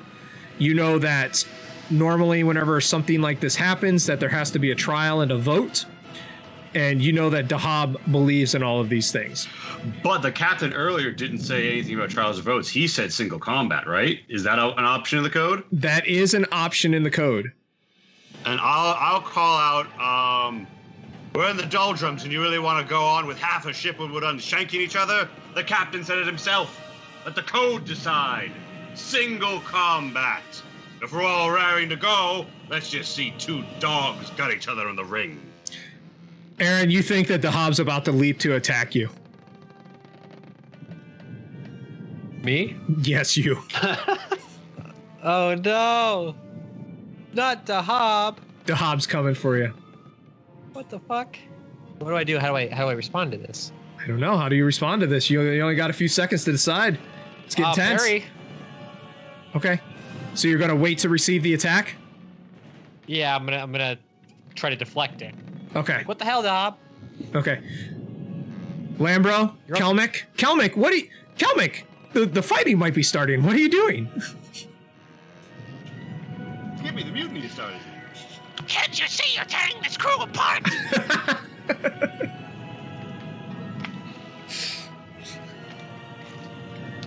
Who did you say that to, though? Just everyone outwardly. Fausto's remaining silent, just watching, seeing who makes the first move. And whether or not he's going to have to take some action here. Yeah. Just waiting to see if I got to cast Dismember. Just waiting to see if I got to aim and shoot. Yeah. I'm aiming. Gannis, what are you doing? After the threat and when the heat was off him, Gannis has been standing kind of like back into the stairs, but ready to spring out and gank the captain in the back if he swung at the quartermaster. So when Cord starts yelling about the code, Dahab looks over at Cord and kind of gives him a nod. Perhaps it's, you know, their at least closeness due to their places that they're from. You know, they're fairly similar areas, the Kushite and the Black Coast. Kush and the Black Coast. But he gives him a nod of respect. And he looks down at Aaron like, why are you looking at me? And why do you look like you're about to try and defend against me? And so the captain kind of looks around and he looks towards Lambro and he says, so what will it be? I will happily meet you with sword. Then prepare yourself, Captain. And so, guys, I love you. everyone kind of starts moving away and getting out of the area. Even Orso kind of gets out of the area. Can I get Gannis's eye? Like, or, you know, Gannis is down in the stairs, but if he sees me at all, I will be gesticulating like, "Get the fuck out of the ballista!" You could go like this along the cargo line. Yeah, and actually, I think I'm gonna put my one of my Marines fall back to the forecastle. Okay. Go ahead. You can put him on the forecastle. And I'm gonna like be like along the ropes on the side and be like, Gannis, get the fuck on the forecastle. And so, I guess I would slip by. Yeah, you slip out. Heimdall doesn't sacrifice you. He's too busy looking at Lambro, and he's got this big double bit axe, and he's just looking at Lambro. And he kind of says, "To the death." Does this thing shoot giant bolts, or what does this one shoot? Either. You can shoot giant rocks, or you can shoot giant bolts. Yeah, either way, I don't think this is a aim it at your own ship kind of thing. Could be. I might allow it. I guess I load up a bolt and I'm fiddling with it. So Freya looks back at you. She's like, "What the hell are you doing?" I gank her. Do not ride the thermal nuclear weapon. We're launching him into space. I walk past her and go, oh, we were all out of fish. Wow. Wow. She looks at you and she's like, "That's the last time you're ever welcome in my bunk." Lambro, you go first. You're the player. Swinging. The fighting has started. The mutiny has started. Skippy, all right, roll it. Mutiny? I thought it was single swinging. combat. Mutiny! All right, where's my ship? There it is. There it is. Okay. Is the single combat the same thing as mutiny? I mean, you're going against the captain, so I guess it's a little mutiny. But isn't it like an approved challenge? We can have a little mutiny as a treat. Yeah, you can have a little mutiny. It's okay. Every good ship has had a little bit of mutiny. Rules are meant to be bent. And let's see. So, he sees you, and he decides that he is going to spend one doom to defend.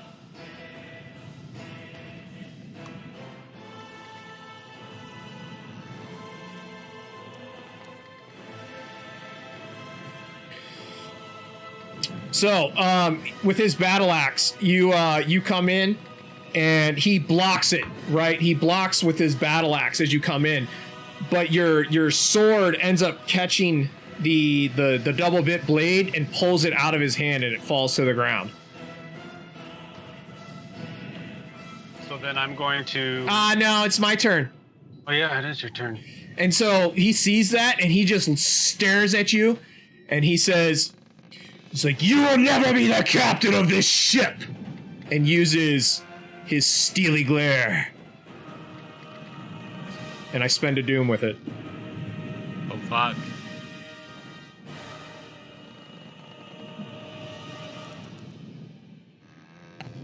Wow, I had a complication, but it still hits. Do you have any type of defense against mental powers?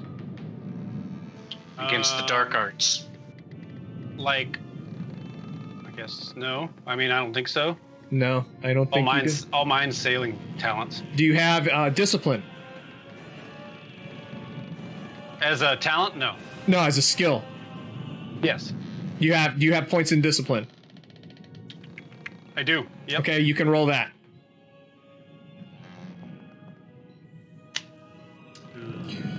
All right, so Heimdall has what's called fearsome reputation. At any point in an encounter, the pirate captain can spend 1 doom point repeatable to add a die to the mental damage of steely glare attack. So yeah, we'll spend one of those, and we roll for damage. Ooh.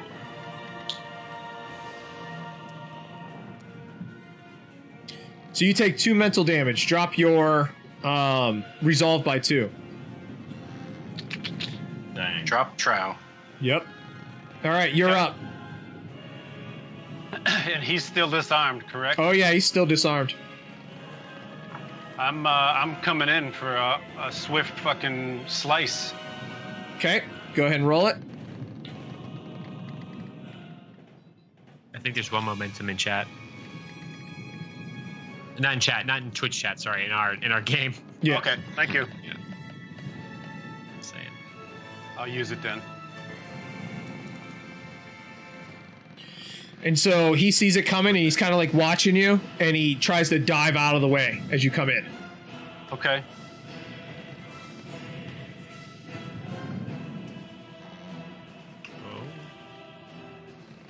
And so you miss. Tell me how this is happening. What's going on here? So as I fling the axe with my cutlass, even though he weakens me mentally with his words, I still feel that, I have the upper hand because I have taken his weapon out of his hand. So I come in and I slice at him. And I guess he rolls out of the way. And he rolls out of the way, and he comes up, and he reaches into his belt, and he pulls out a knife and comes at you with it. And so can I use a fortune point to take an extra action? Yes. Then I would like to do that. Okay, so that would be at a plus. What are you doing? I'm swinging my sword again at him. Okay, so that's going to be at a +1 difficulty. Okay. So roll it at difficulty 2.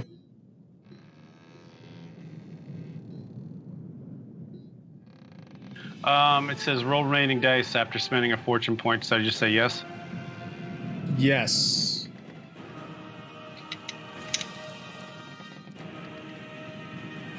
Two momentum generated, but a complication triggered. How do you want to spend those momentums? I'll let you use both of those momentum to cancel out the complication.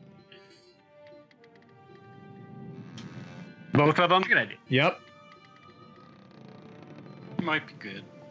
Yeah, It's a good idea. You got it's a 3 good idea. successes. Okay, go ahead and roll damage. Where is that in this one? Is that under belongings? So if you go to the belonging, there's a damage button. Oh, okay, I see it. Yeah. You can roll the attack there too. Oh, fuck. All right, so that's 5 physical hit to the right leg. He has an armor of 2, so that takes that down by 2. What's the effects on Vicious and volley. vicious and volley? So that actually does. How does a cutlass have volley? That's the repeating crossbow you rolled. Oh, did I use You I big did. Sorry. fat dingledonger. I rolled damage. A volley of blade. It's just vicious. Volume blades. So vicious times 1, right? Yeah, it's just vicious 1. Okay, so that's a total of 8 damage. So that's, let's see here. He has armor 2. He also has a special ability. The ship is my castle.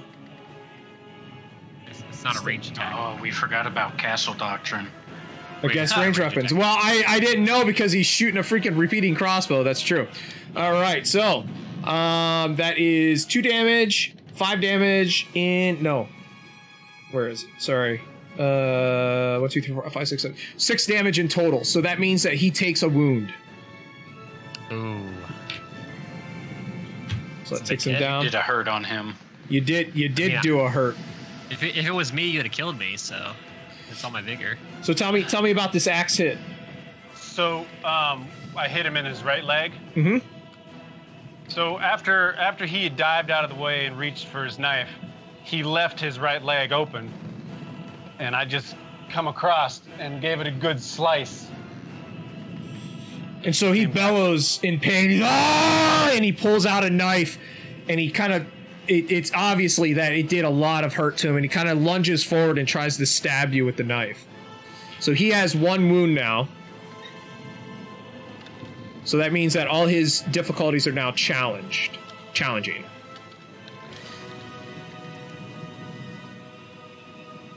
And he still does a hit. Do you want to try and defend? I do want to defend, yes. How are you going to defend? Where's that? Is that under skills? It's parry. It's either parry or dodge, or it's the 3 different defenses.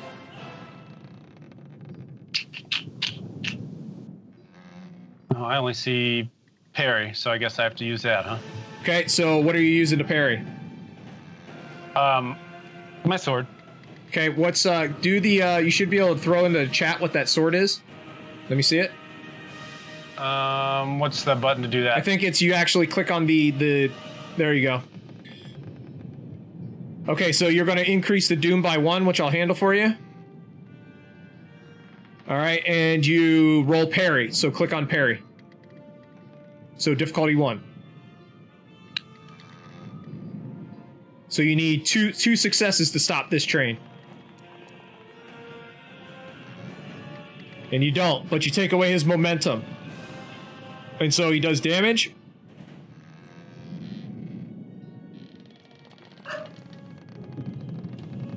Two effects generated on the knife is Unforgiving 1, which means that if he does a harm on you, you're going to take a second harm. What's your armor? My armor? Yep. Oh, I don't have any. Oh, you don't have any. So that takes your vigor down by 3. 3? Yep. Oh. And it's back to you. So he pulls out this knife as you hit him in the leg, and he kind of lunges forward, and even though he's a wounded beast, he still manages to lash out and catch you with this knife. Tell me about what happens to you. As I was drawing back to get in, I had left my side open, to which he took advantage of, slicing into my arm. I shot out in pain, and I'm ready to go again. What are you doing? And before I swing again, I look at him and say, "It is over. I will spare your life. Get off the ship." I have the high ground. Actually, Cord has the high ground. Mm-hmm. And he says, "Never!" Okay, I'm gonna go in again and swing. It looks like Kelmic's like standing right next to him to like blow dart him.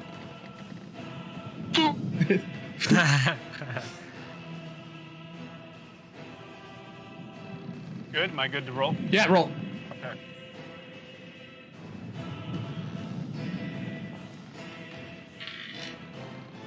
Okay, give me 1 second. I need to handle something really quick.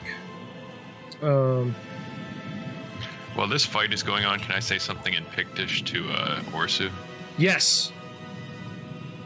So in Pictish, I would lean over and say, "Do you believe that our captain has gone mad?" I believe our captain has to fall for us to get out of here.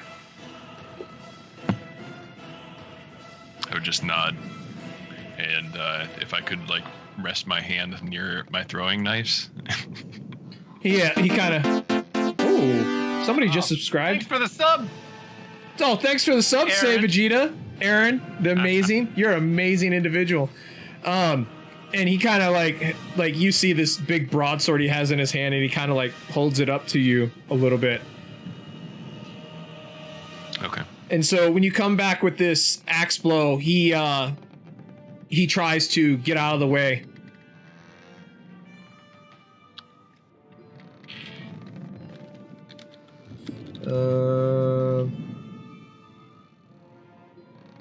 This is agility, difficulty 2.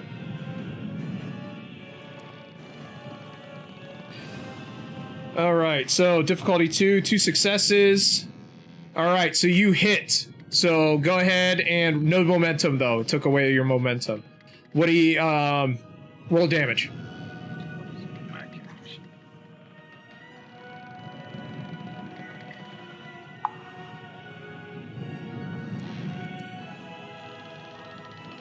Ooh.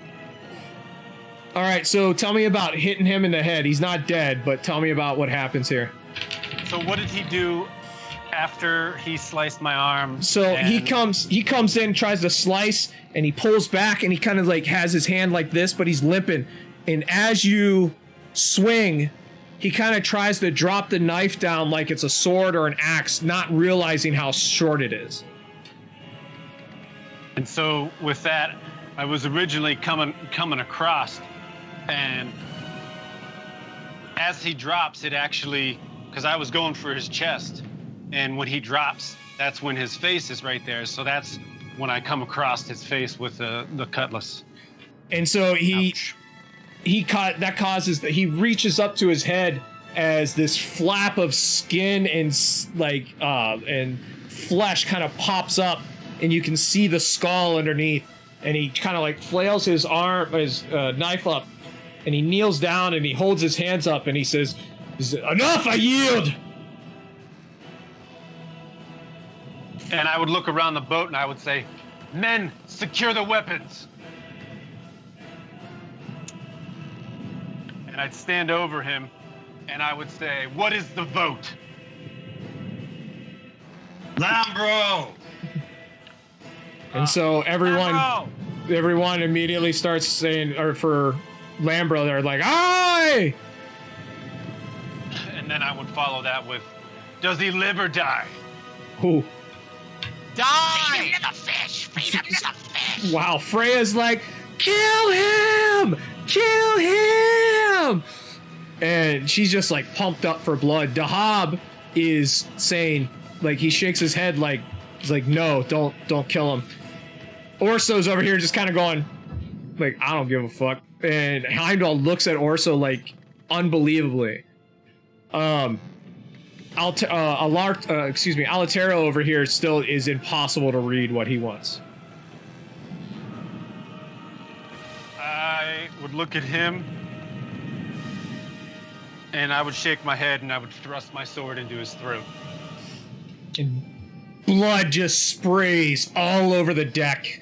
And as that blood sprays all over the deck, you get this almost soft wind ripples across the deck. And the sails above kind of ripple gently. Waves begin to form in the water below you. And you start to feel comfort. A darkness feels as if it's leaving the ship as the new captain takes over. And I would look around and I would say, "Men to your posts, full sail." Is there any sort of item that the former captain, had worn to kind of indicate his status? A ring or anything like that? Torque. So he's a Veneer, so he probably wore a torque. Okay. I would reach down on his corpse and take that and hand that over to Lambro. So Lambro, that this is yours now. I am the captain now. Fasto, thank you. Can you use the body for your work? Yes, I believe that I can. It is yours. I am very grateful. And I would start dragging the body down to my quarters. Yeah, there's like a shock about that. Yeah, everyone is kind of watching, like, ooh. Aaron, get us to the Isles. Aye! And a round of grog for everyone. Yeah, woo! Yeah, that the rats didn't drink. Yeah. And so the men and women of Midas's golden codpiece, which I hope the new captain renames, begin to scramble about as an almost fortuitous wind begins to pick up. You have destinations ahead of you. You could head to your fort. There is places to plunder and raid, or Tortage, which is a common destination for those who are pirates in the area. The Isle of Tortuga? That's actually, so really quick, I want to mention that. So Robert Howard wrote his stories based on, there's a term for it, I think it's resurgence, but basically that everything loops. Like, civilizations were here long before us, right? And they were very similar to what we have in the medieval times. So there's a lot of analogs. The islands, the Baccarat Islands are synonymous with the Caribbean islands, and Tortage is like Tortuga. So I mean, they're very similar to one another. So the crew awaits. What? I would call a vote of our destination. And so there are many places that can be discussed on where you're going to go, the adventures that await you as you take your ship, hopefully renamed and rechristened to something else. But before The bulging codpiece. There you go, the bulging codpiece. Before that happens, though, I think we need to look at former quartermaster, now captain, Lambro, and tell me what's going through your mind as Captain Lambro. He's not exactly happy it happened in these ways. However, he felt that to best serve the crew of the ship, he did what he had to do.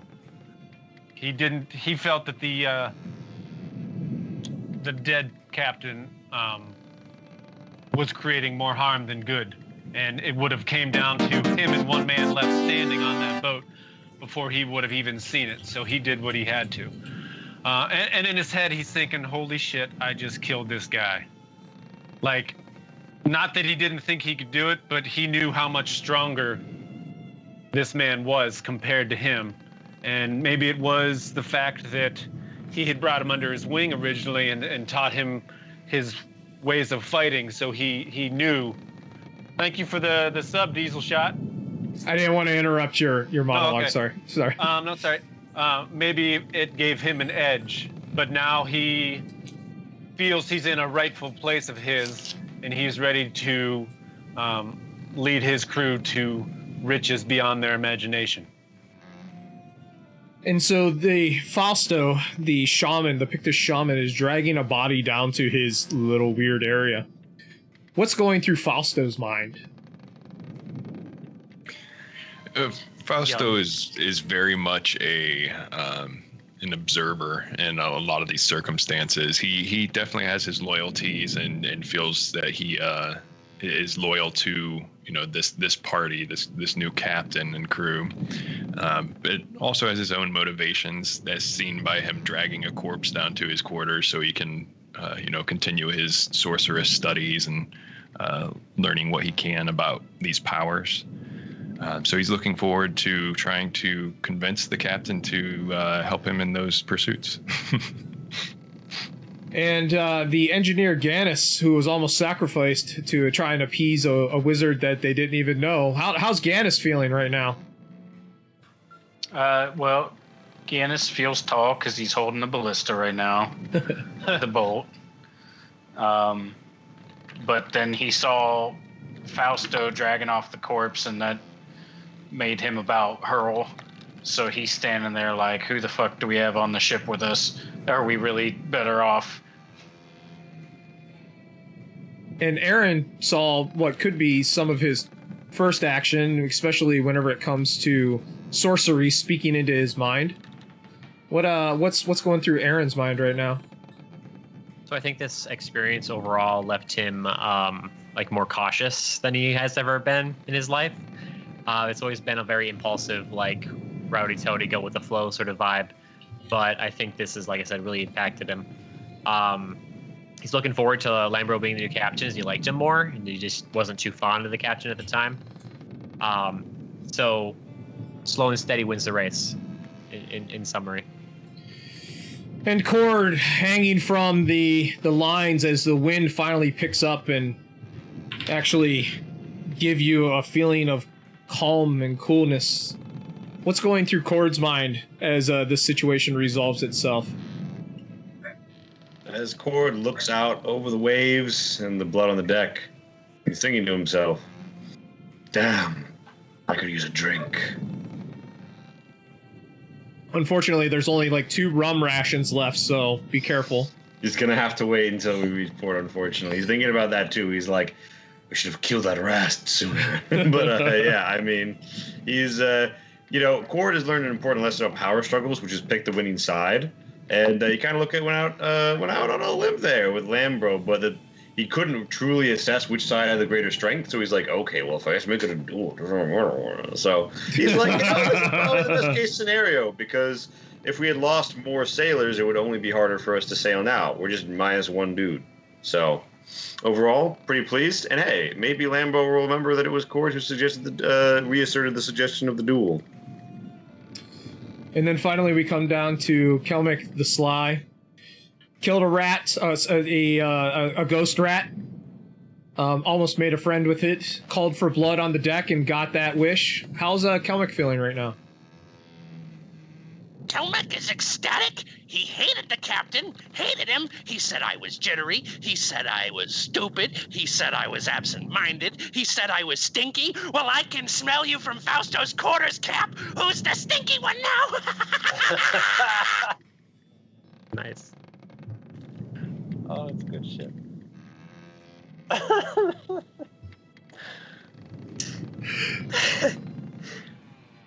Wow. I don't even know what to say to follow that up. So I will just say this. I want to thank you for the audience for being active. We love talking to you guys while we're playing. Always good to see folks out here. I would like to remind you all that Lee, our Sergeant of Marines here, is from Diesel Shots. So if you get a chance, check them out at twitch.tv/dieselshots. They have in the chat right now. many games going, including their own now successfully Kickstarted game, Change Stars, which you should be able to check out soon here on our YouTube channel, a game that we played. Thank you for throwing that out there. I was about to ask you if somebody could. Appreciate that. Definitely check them out. Follow, like, subscribe, mash that like button, or that follow button. So, other than that, thank you for everyone who showed up. Thank you for my players today. I think this is going to be an interesting storyline. We're going to do a raid here in just a moment. Anything last bit from the players? Set sail and weigh anchor. I have one final order to give before we end it. Yeah. I would look towards Gannis in Kelmick, and I would say, Gannis, Kelmick, once we have wind, secure yourself on the rear of the deck. Take off the Mitra's gilded codpiece, for we are sailing in the grim Argosian. And so the ship now has a name, the Grim Argosian. Gannis says, damn it, Jim, I'm an engineer, not a painter. That's what engineers do on a ship. You're a good woodworker. So we're going to go ahead and do a raid. So the rest of this week, no D&D this week? No, next week. Call of Cthulhu on Saturday at... I got to do that at 11 o'clock Eastern Standard Time. And then next week, we have... Dungeons and Dragons. What's the system you're running, Anthony? 5th edition, Curse of Strahd. Curse of Strahd. Curse of and- Strahd. I want to see Anthony do some cursing of Strahd. Yep, Curse of and Strahd. it's going to be great, and then we'll have another Call of Strahd Cthulhu curse. session. Curse. So, until next time, my friends, thank you for joining us. Remember what is best in life. Captain, what's best in life? What is best in life for everybody? Now y'all gonna have to learn this too, okay? So, what is best in life is to crush your enemies, see them driven before you, and hear the lamentations of their women. And so next time, we will continue our story then. Thank you, and we will see you there.